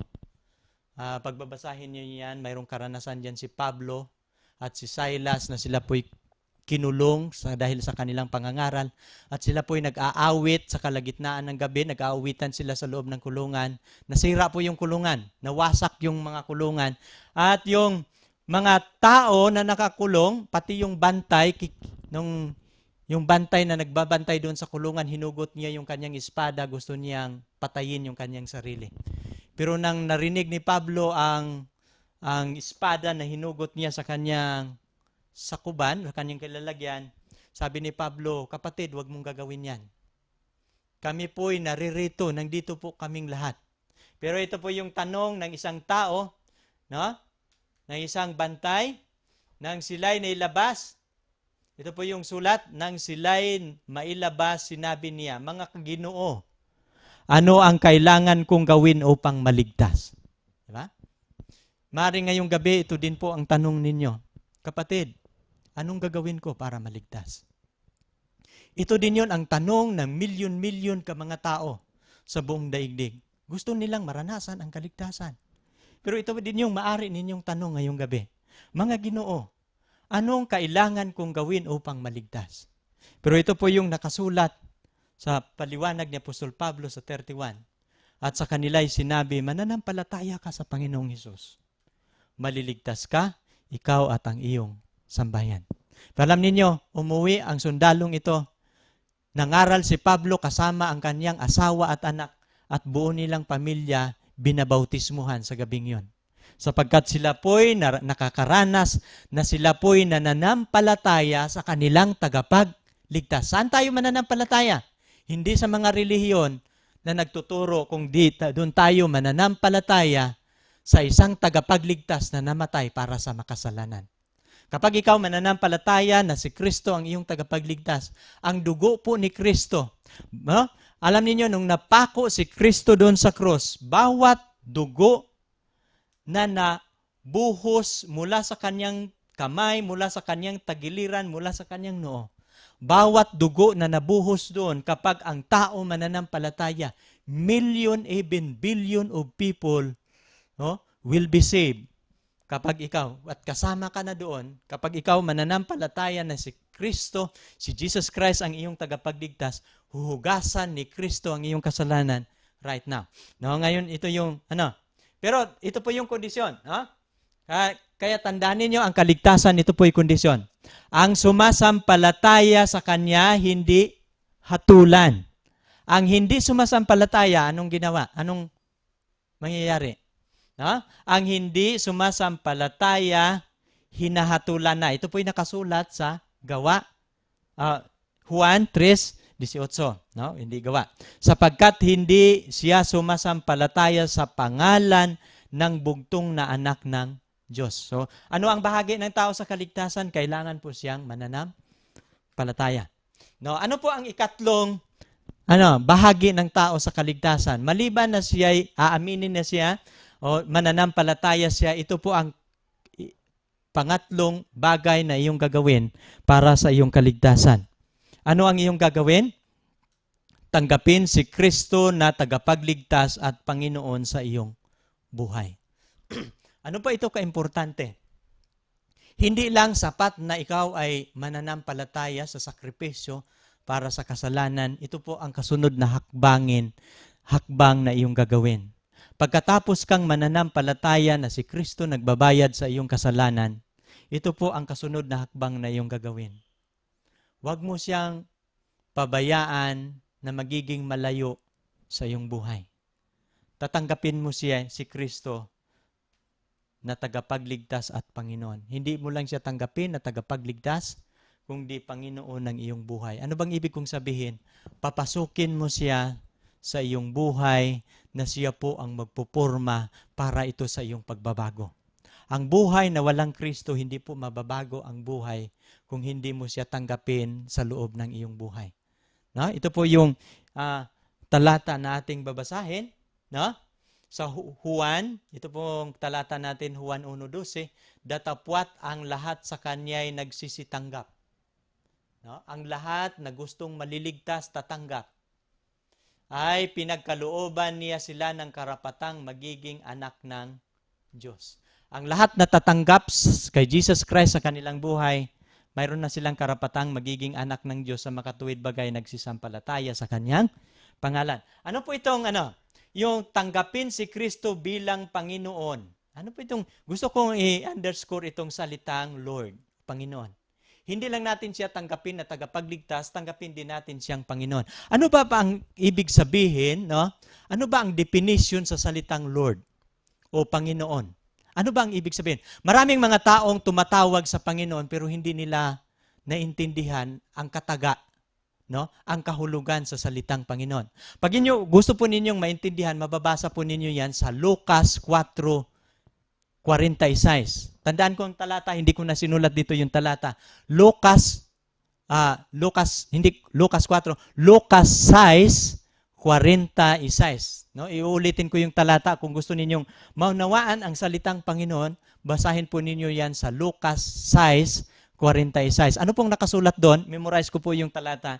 Ang nakasulat ninyo, sabi ni Jesus Christ, bakit po ninyo ako tinawag na Panginoon at hindi ninyo sinusunod ang aking sinasabi? Ang pagtawag sa Kanya na Panginoon, kapag hindi mo susundin ang Kanyang sinasabi, that is question mark. Questionable ang pagtawag natin sa Kanya na Panginoon. Tawagin mo siya na Panginoon, pero hindi mo sunusundin ang ang sinabi niya, hindi mo siya totoong Panginoon.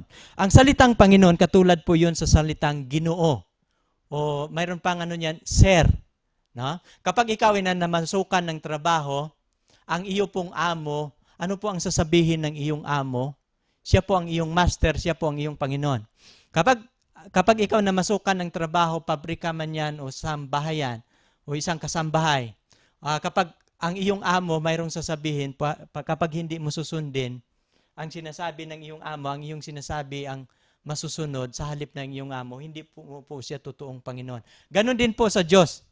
Kapag ikaw ang masusunod sa iyong buhay, hindi mo siya ginawang Panginoon ng iyong buhay.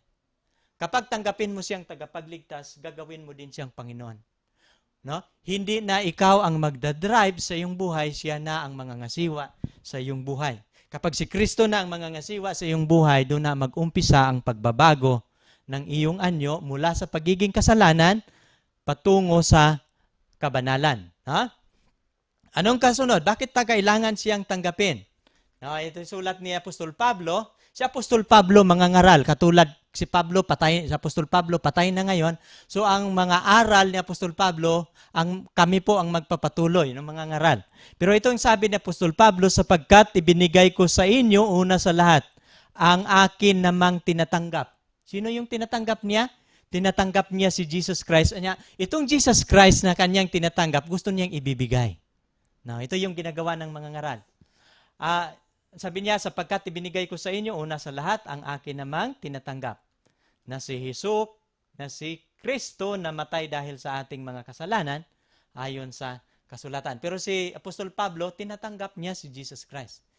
Ako po, tinatanggap ko po din si Jesus Christ sa aking buhay bilang Panginoon, bilang tagapagligtas at Panginoon ng aking buhay. Kung gusto po ninyong maligtas, ganun din po ang inyong gagawin sa inyong buhay. Tatanggapin ninyo si Kristo bilang Panginoon at tagapagligtas ng inyong buhay. Pangatlo pong hakbang sa kaligtasan sa bahagi ng tao ay magsisisi at magbalik loob sa Diyos. No? Ano po itong pagsisisi? Ito po yung sinasabi dito, talikuran ang kasalanan. Alam niyo bakit kailangan natin ang talikuran ng kasalanan? Ano po ang dahilan kung bakit niligtas ka ni Kristo? Dahil po tayo'y makasalanan. At kung ito yung nais ng Diyos, kapag iligtas ka ni Kristo, ito po yung nais niya.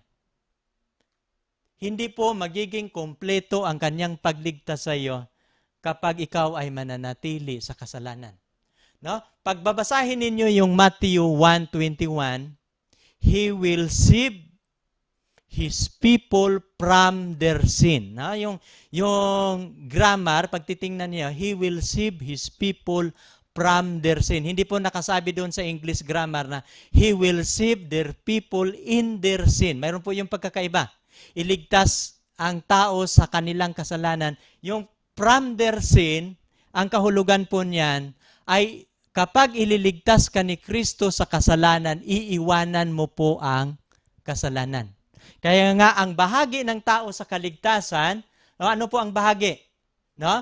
Kapag tayo'y gustong maligtas, kailangan magsisisi tayo at magbalik loob at talikuran natin ang kasalanan. Ito po yung paliwanag ng Biblia.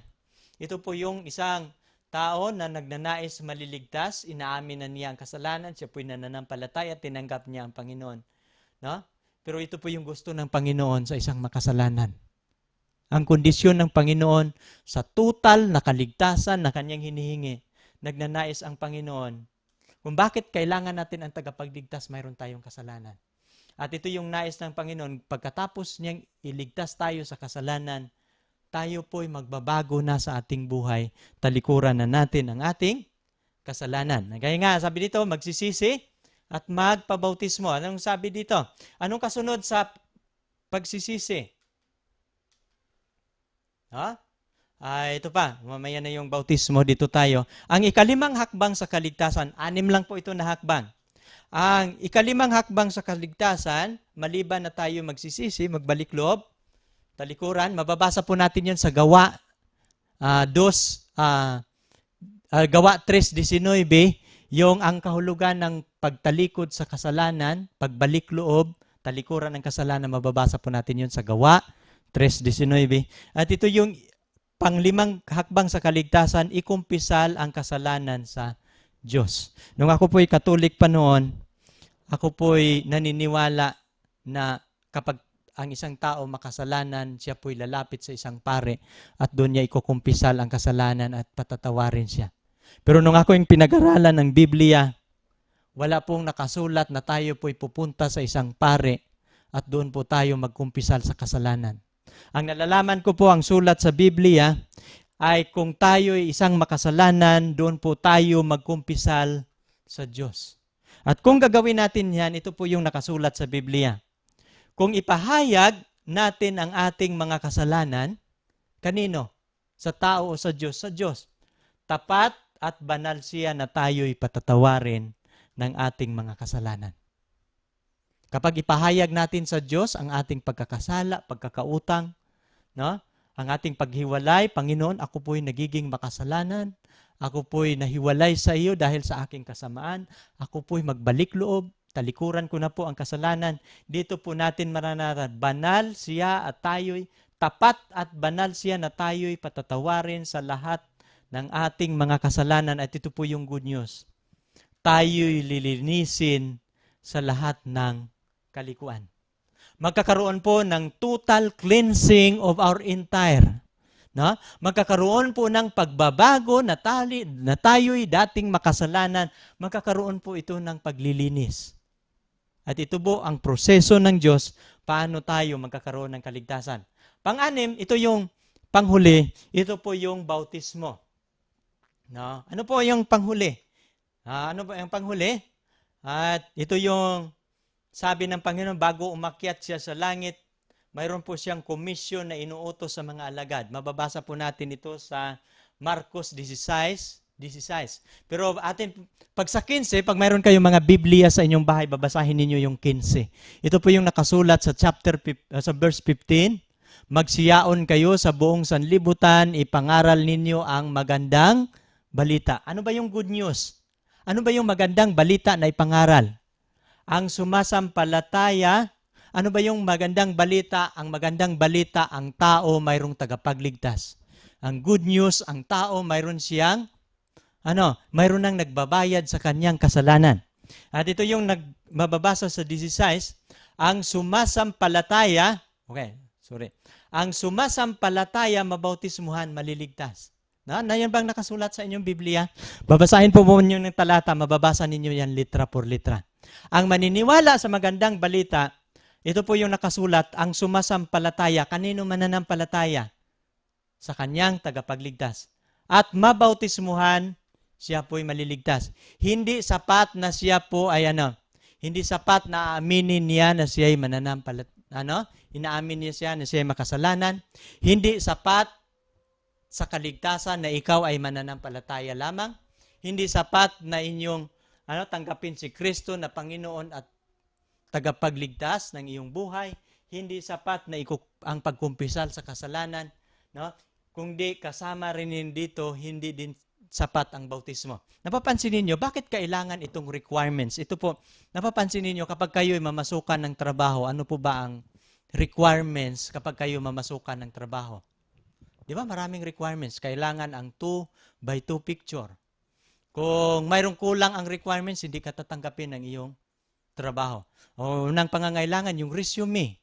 No? Kailangan ipapakita mo, nagiging karapat-dapat ka sa trabahong iyong papasukan. Kung hindi, ganun din yon. No? Marami pang mga requirements kapag ikaw ay mamasukan ng trabaho. Ganun din po sa kaligtasan. Sa kaligtasan, ngayong gabi ating pinag-aralan ang bahagi ng tao sa kaligtasan. At ito po isa sa kanyang requirements. At panghuling requirement sa kaligtasan, kailangan po ang bautismo. At ito po ay ating pag-aralan panghuli. No?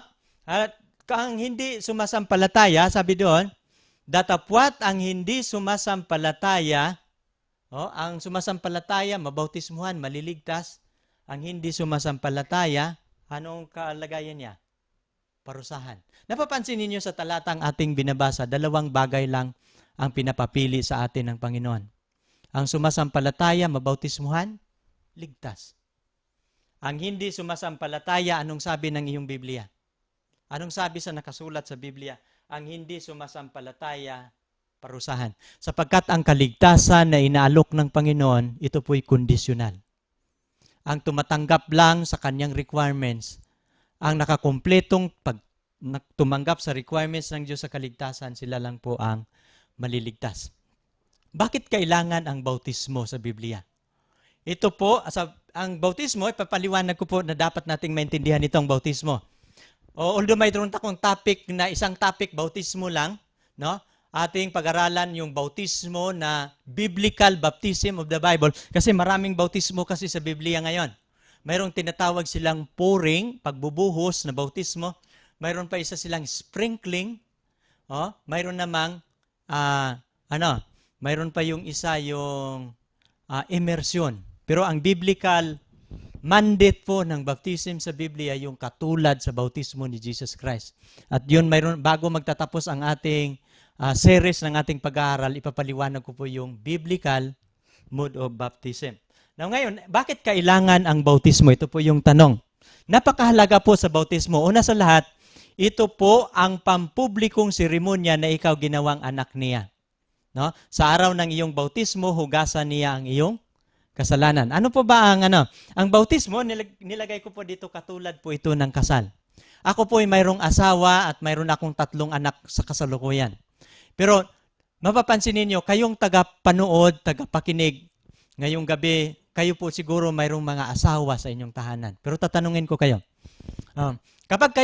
bago kayo nagkakaroon ng asawa, siyempre mayroon mo ng ligawan na pangyayari. Nang niligawan ninyo ang inyong mga asawa, no? Nang ligaw kayo, ibig bang sabihin, nang sinagot kayo ng inyong sweetheart, masasabi mo ba na siya ay asawa mo na? No? O nang sinagot ka ng iyong asawa sa araw ng ikaw ang naliligaw, nang sabi niya mayroong matamis na oo, sasagutin na kita. No, ibig bang sabihin asawa mo na siya dahil sinagot ka na ng iyong niligawan? Hindi pa kayo nagiging asawa. Kailan kayo nagiging asawa? No, ang mag-asawa, nagiging mag-asawa lamang sila nung nagkakaroon sila ng seremonya sa kasal. Nang kayo po'y humarap sa pare, humarap sa huwes o sa judge, o humarap sa pastor. Yun po yung paraan na kayo nagiging declared na husband and wife. Ganon din yun sa Panginoon. Nang kami po'y nagtuturo sa inyo sa katotohanan ng Biblia, nang naunawaan ninyo ang kaligtasan, hindi po ibig sabihin na kayo ay anak na ng Diyos. Hindi po ibig sabihin nang naunawaan ninyo ang turo ng kaligtasan, hindi po ibig sabihin ng naunawaan anak na kayo ng Diyos. Magkakaroon po muna ng seremonya. At itong seremonyang ito po yung seremonya ng baptism. At ito po'y napakahalaga sapagkat ang seremonya ng bautismo, ito po ang pampublikong seremonya na ikaw gawin niyang anak. Now, paano ko ipapaliwanag? Ganito. Sa bautismo ni Jesus, mayroon po 3 bagay ang nangyayari. Ano po yung 3 bagay ang nangyayari? No, kung mayroon kayong mga Biblia, hindi ko po ito nakasulat sa aking Biblia. No? Sinulat ko pa lang dito ang mga 3 bagay. Nang si Juan Bautista nagbautismo ito sa ilog ng Jordan, dumating ang Panginoong Hesus. Nang dumating ang Panginoong Hesus, ito po yung sabi ni Juan Bautista, bakit ikaw naparito upang magpabautismo? Ako ang iyong bautismuhan. Bakit ikaw naparito upang ako yung bautismuhan? Ito po yung sabi ng Panginoon.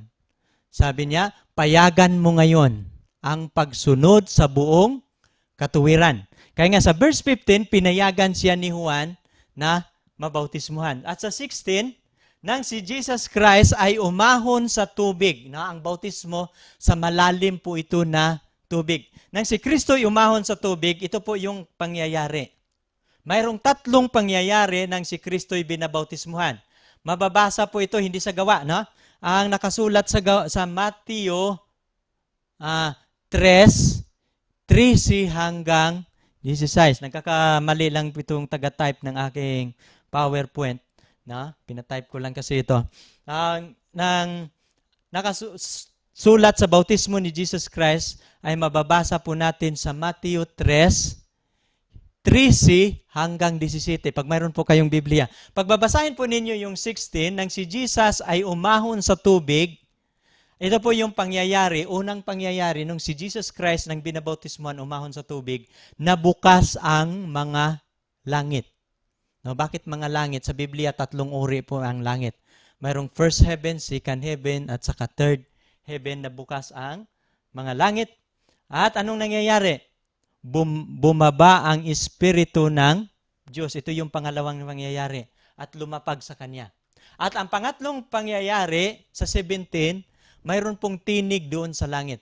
Ito ang sinisinta kong anak na siya kong kinalulugdan.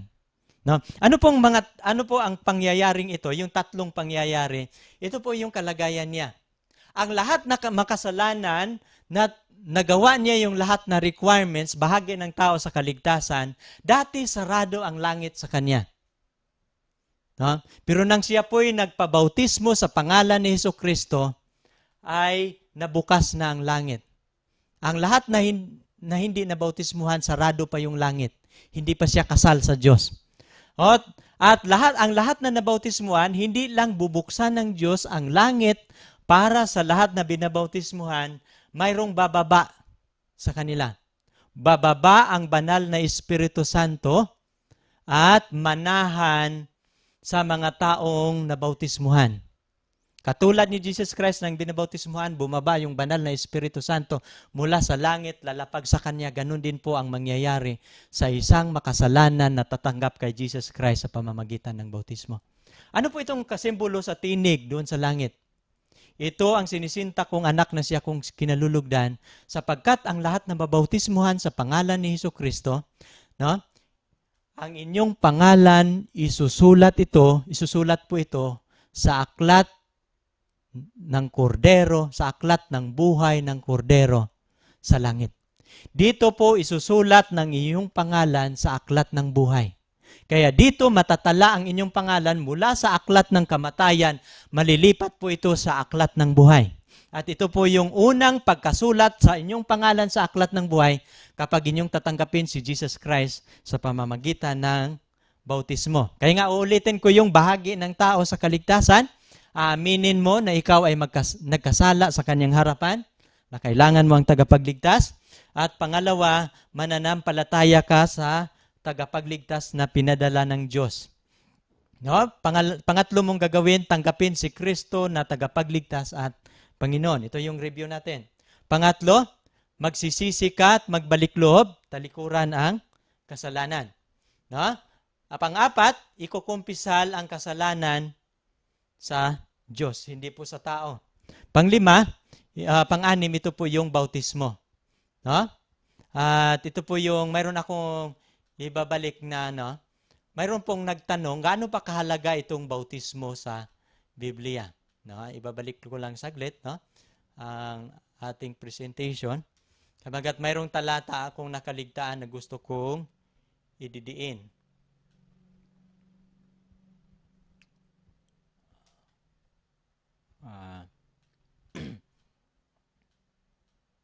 Bago dito, ito.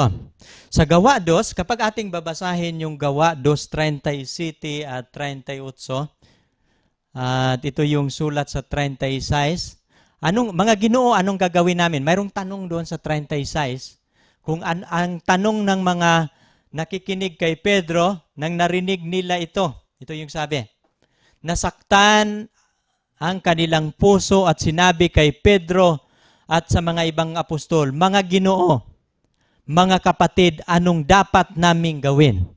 No, sa 37, ito yung 38 ito kung gusto kong madidiin. Ano bang sabi ni Pedro nang si Pedro ay nangangaral?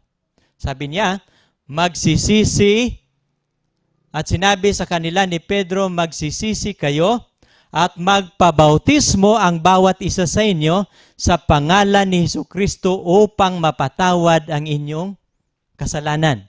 At pagkatapos mapatawad ang kasalanan, tatanggapin ninyo ang kaloob na Espiritu Santo. No? Kaya nga siguro naunawaan na ninyo kung bakit kailangan ng bautismo. Ang bautismo sa Biblia, sa pangalan ni Hesukristo, no? At ano dito? At upang mapatawad ang inyong kasalanan at tanggapin ninyo ang kaloob na Espiritu Santo. Sa araw ng inyong bautismo, doon din ninyo hindi lang si Jesus Christ ang inyong matanggap, may package na yon. Sa araw ng inyong bautismo, matatanggap din ninyo ang presensya ng Holy Spirit. Bakit kailangan nating tanggapin ang Holy Spirit? Ha? Alam ninyo, alam ng Diyos na hindi mo kayang tuparin ang kautusan na mag-iisa. Nang ikaw ay nagkakasala sa kautusan, nahiwalay ka sa Diyos. At pagkatapos mong mabautismuhan, nangako ka ng talikuran ang kasalanan. At pagkatapos mong mabautismuhan, kailangan mo nang susundin ang utos ng Diyos. Kapag hindi mo susundin ang Diyos, babalik ka sa iyong kasalanan. Hindi ka, ang pagkaligtasan na inaalok sa iyo ng Diyos ay talikuran mo na ang kasalanan completely. Complete separation of sin. No? Entire life natin, talikuran na natin ang kasalanan, kailangan na natin ito ang lakas. Kaya nga, pagkatapos ng iyong bautismo, tutuparin mo na ang utos para hindi ka magkasala. No? Mayroong sinasabi niya sa kanya, bakit mo itinatanong tungkol sa mabuti, ngunit kung ibig mong pumasok sa buhay, tuparin mo ang utos. Pagkatapos kang iligtas ni Kristo, iniligtas ka ni Kristo dahil nilabag mo ang utos. Pagkatapos ka niligtas ni Kristo, binayaran niya ang iyong pagkakautang, tuparin mo yung nilabag mo. Kaya, sabi ni Kristo, kung gusto mong pumasok sa buhay, pagbabasahin ninyo yung Matthew 19:16 to 19, itinuturo niyang susundin natin ang kautusan. Na? Maging sino ka man, lalaki, malaki man ang iyong kasalanan, anuman ang iyong kalagayan sa buhay, mahal ka ng Diyos. At ang ganyang kaloob sa kaligtasan ay para sa iyo. Ano man ang iyong katayuan, siguro ikaw maraming suliranin, maraming problema. Pero isa lang ang ating kailangan, pareho tayo ng kailangan. Maring may problema ka sa finances, hindi mo masolusyonan. Pero mahigit pa sa finances, ang inyong kailangan na mas kailangan mo ngayon, walang iba kundi ang paglinis ng Diyos sa iyong kasalanan. Alam mo mga kapatid, kung gusto mo ang presensya ng Diyos na magiging lubos sa iyo, isa lang ang iyong gagawin. Huwag mong palampasin ang inaalok ng Diyos sa kaligtasan. Ang kaligtasan ng Diyos ay abot kamay. Ito po ituturo sa inyo ng mga ngaral. Maring ang aking mga pangangaral ay mayroong kulang, mayroong mga ngaral na magtuturo pa sa inyo ng tunay na pangangaral. Ngunit sabi niya dito, subalit ito ay wala pa sa inyo hanggat abutin o tanggapin mo ito. Ang pagtanggap ng kaligtasan ay pinakadsukdulan na karanasan at maaari magiging pasa sa iyo. No? Ang kaligtasan ito ay magiging sa iyo. Sa Biblia, dito tayo magtatapos. Gusto ko lang ipapaliwanag. Sa Biblia, mayroon pong 3 hakbang sa kaligtasan. Mayroon pong 3 kinds, mayroon pong 3 steps to salvation. No? Ano ba itong unang hakbang? Maraming mga tao, ganun din ang aking pag-iisip noon. Nung ako'y wala pa sa pananampalataya, ako po'y naniniwala na ang aking mabuting gawa ay ito pong paraan upang ako'y tanggapin ng Diyos. Pero sa Biblia, ating pong pag-aralan, hindi pala yan. Sa Biblia, mayroon po itong 3 hakbang sa kaligtasan. Saan po natin ito mababasa? Ito po'y mababasa natin sa 2 Corinthians 1:10. At ito po'y nakasulat, mayroon pong 3 salvation na binabanggit ito, na siya sa amin nagligtas. Saan tayo niligtas? Sa gayong lubhang malaking kamatayan. Ito po yung past tense. lubhang malaking kalabatayan, niligtas tayo. Sa parusa ng kamatayan, niligtas tayo ni Jesus Christ doon sa kalbaryo ng cross. At yun po tinatawag sa theology na justification. Na ito po tinatawag na justification. Ano po itong justification? Ito po forgiveness of sin. Ito po, itong ating pinag-aralan ngayon, ito po kapatawaran ng kasalanan. Hindi sa pamamagitan ng gawa, kundi sa pamamagitan ni Kristo.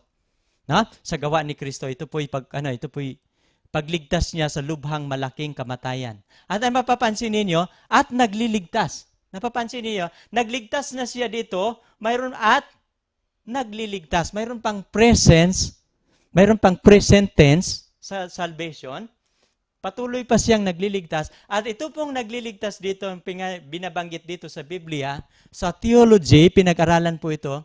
Ang unang step ng salvation ay justification. Ito po tinatawag na sanctification.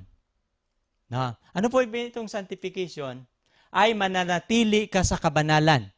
Na huwag kang babalik doon sa kasalanan. Kaya nga, siya pa'y patuloy na nagliligtas sa proseso ng kaligtasan at ito po'y tinatawag na sa sanctification. Ano po ba itong sanctification sa Tagalog? Ito po yung pagpakabanal.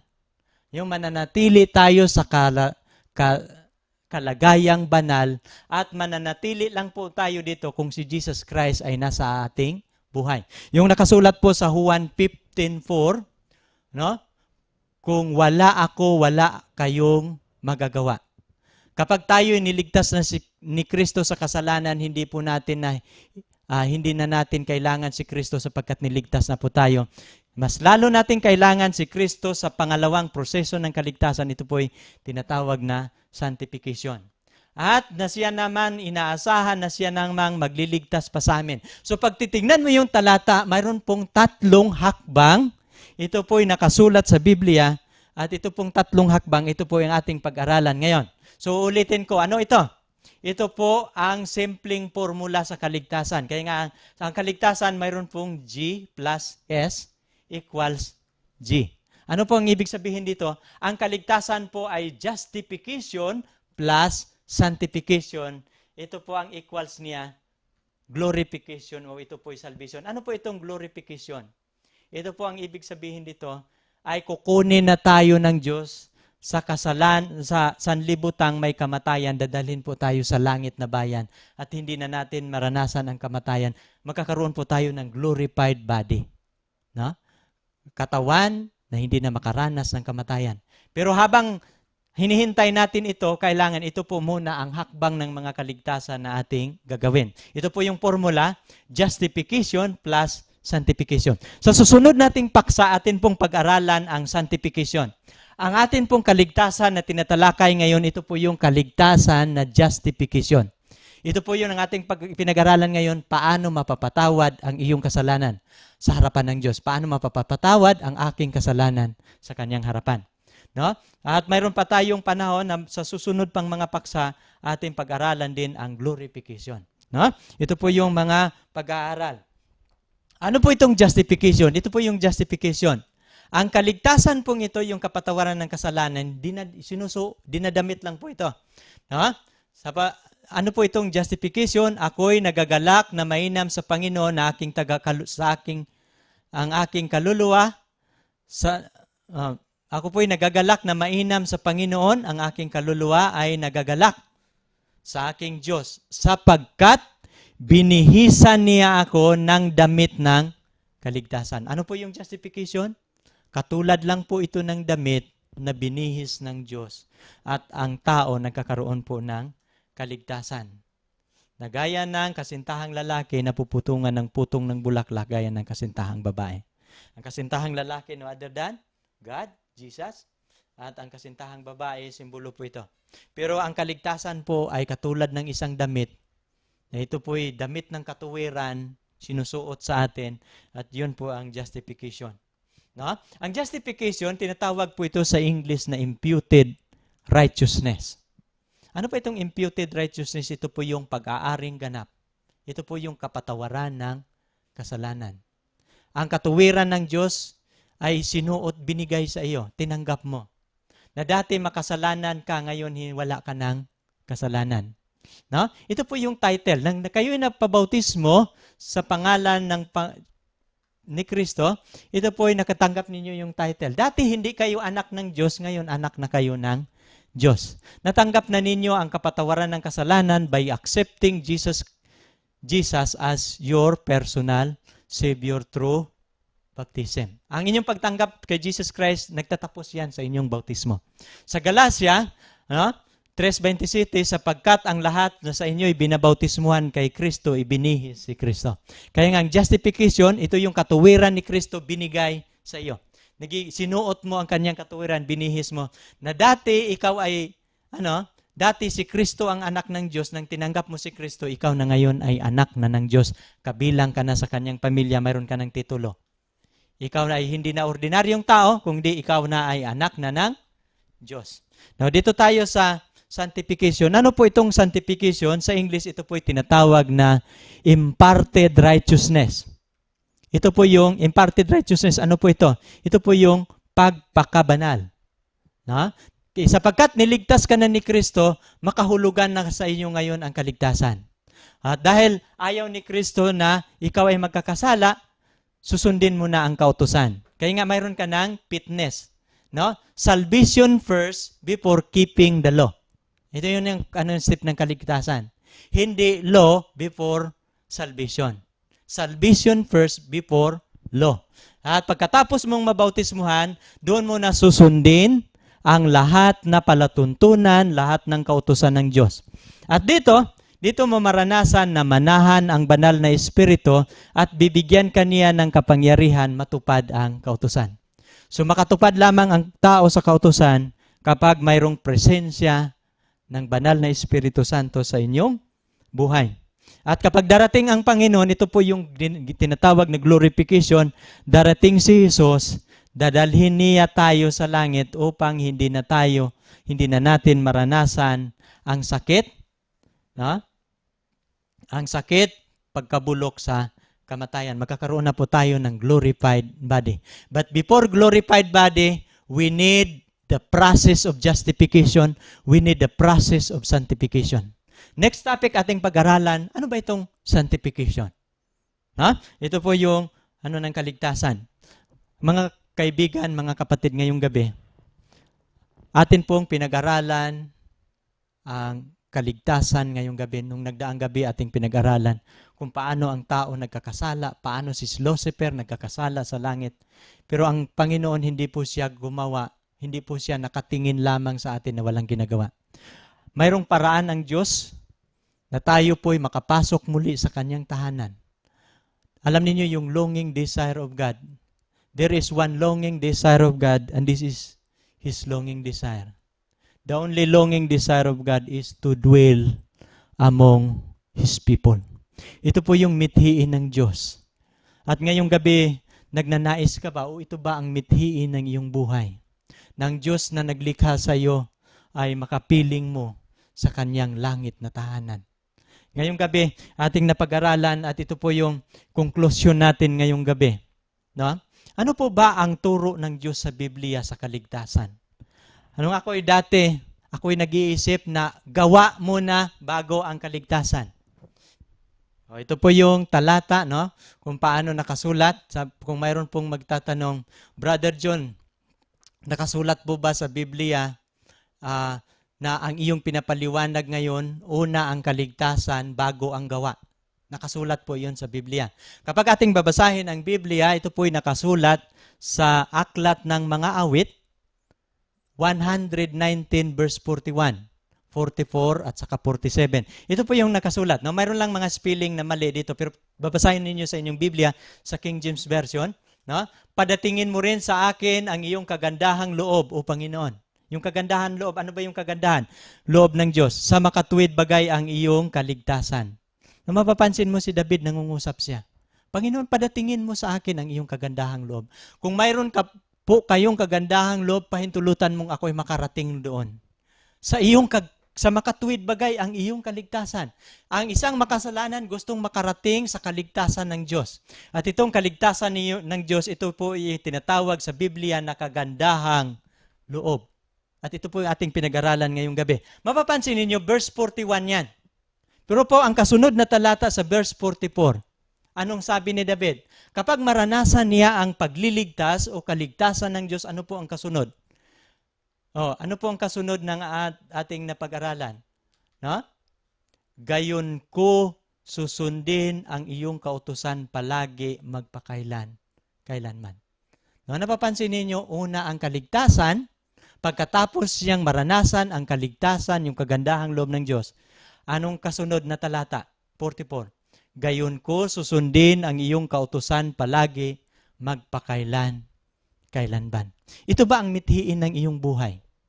No? Pagkatapos mong matanggap ang kaligtasan ng Diyos ngayong gabi, umpisahan mo, nagnanais, kung ikaw ay magnanais, susunod sa kanyang mga hakbang, gayon ko susundin ang iyong kautusan palagi.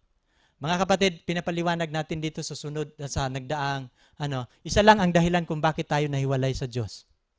Ang mga tao hindi sumunod sa kanyang kautusan. Pero ang tatawagin ng Diyos na magiging anak niya, siya po'y nanawagan na ating susundin ang kanyang kautusan sapagkat ito lang po ang paraan na tayo po'y mananatili sa kanyang kabanalan. No? At sabi niya, magpakailan, kailanman. Sa 47, at pagsunod mo sa kautusan, at ako'y maaaliw sa inyong utos na aking iniibig. Magkakaroon po ng relationship.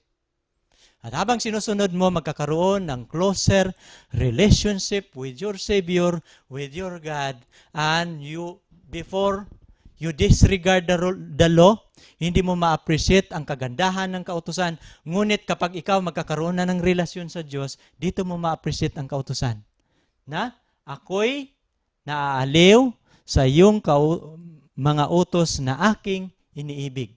No? Dito po ang proseso sa kaligtasan. At kung darating ang Panginoon, ay dadalhin na tayo sa langit nga bayan. No, hindi po nakasulat sa aking topic ngayon, pero pwede ninyong basahin sa Biblia yung nakasulat sa sulat ni Apostol Pablo sa Timoteo 6:14. No? Mayroon pong sulat si Pablo kay Timoteo at ito po yung kanyang sulat. Sabi niya doon sa Timoteo sa 6:14, susundin mo ang utos na walang kapintasan, walang dungis, hanggang sa pagpaparito ng ating Panginoon. Kasi ang lahat ng mga tinuruan ni Apostol Pablo, tinuruan din nilang susundin ang kautusan. Susundin ang kautusan na walang dungis, walang kapintasan, hanggang sa pagpaparito ng ating Panginoon. Ngayong gabi dito natatapos ang ating pag-aaral. Sa susunod na gabi, ating pag-aralan bukas ang sanctification. Ating pag-aralan, ano po ba ang mga utos na papaloob sa kautusan ng Diyos? At dito tayo magtatapos ngayong gabi. Tayo po muna, tatapusin po natin ito sa isang panalangin. Dakila naming Diyos, nakikilala ninyo, Panginoon, ang mga taong nakakaunawa ng inyong kaligtasan. Ang mga taong nanunood sa topiko na aming pinag-aralan ngayon kung ano ang kaligtasan, anong gagawin namin? Siguro, Panginoon, mayroong mga pagkukulang na hindi namin nababanggit. Pero kung mayroong mga importanteng mga bagay na aming napag-aralan, na ituturo na nagawa na namin ang aming bahagi, napakinggan na po nila kung ano ang kanilang gagawin para sila magkakaroon ng kaligtasan. Ang kaligtasan ng tao, mayroon kang regalo na binibigay at ito po'y hindi ordinaryong regalo. Ito po'y isang buhay na magliligtas ng buhay. At ito po'y buhay ng inyong bugtong na anak upang ang tao magkakaroon ng kapatawaran. Ngayong gabi, Panginoon, alam mo ang mga puso ng tao. Kung ilan sa kanila, Panginoon, ilan sa inyo ngayong gabi nagnanais na gustong makakaranas ng kaligtasan. Ang kaligtasan na inyong ninanais ay abot kamay sa simpleng paraan. Ito po'y matatagpuan natin sa mga aral ng Diyos sa Biblia. At wala na pong iba. Ilan po sa inyo ngayon ang nagnanais tanggapin si Kristo sa pamamagitan ng bautismo? At kapag ito po inyong gagawin, magkakaroon kayo ng kaligtasan. Alam ninyo, Panginoon, kung sino sa kanila ang nakikinig o nanonood sa pamamagitan ng telebisyon. Mari po ba, Panginoon, nagagalaw ang inyong banal na espiritu sa kanilang buhay? Kung ilan sa kanilang nagnanais na maliligtas, tulungan po ninyo, Panginoon, ngayong gabi. At maraming salamat sa inyong pangunguna. Nagawa po namin ang aming bahagi. Sana, Panginoon, gagawin ninyo ang inyong bahagi. Abutin ninyo ang mga taong nagnanais na magkakaroon ng kaligtasan. At sa pamamagitan ng pag-aaral namin sa gabing ito, Sila po ay magiging legitimate ninyong mga anak, mga lalaki at mga babae. Sila po'y magmamartsa mula sa sanlibutang makasalanan patungo po sa inyong kahariang langit, sapagkat sila po'y karapat-dapat sa inyong buhay na walang hanggan. Maraming salamat, Panginoon, sa pagdinig ninyo sa aming dalangin. Nawa ang gawaing ito inyong patuloy na tutulungan, inyong basbasan, sapagkat ito po'y aming hinihiling sa pangalan ng aming Panginoong Hesus. Amen.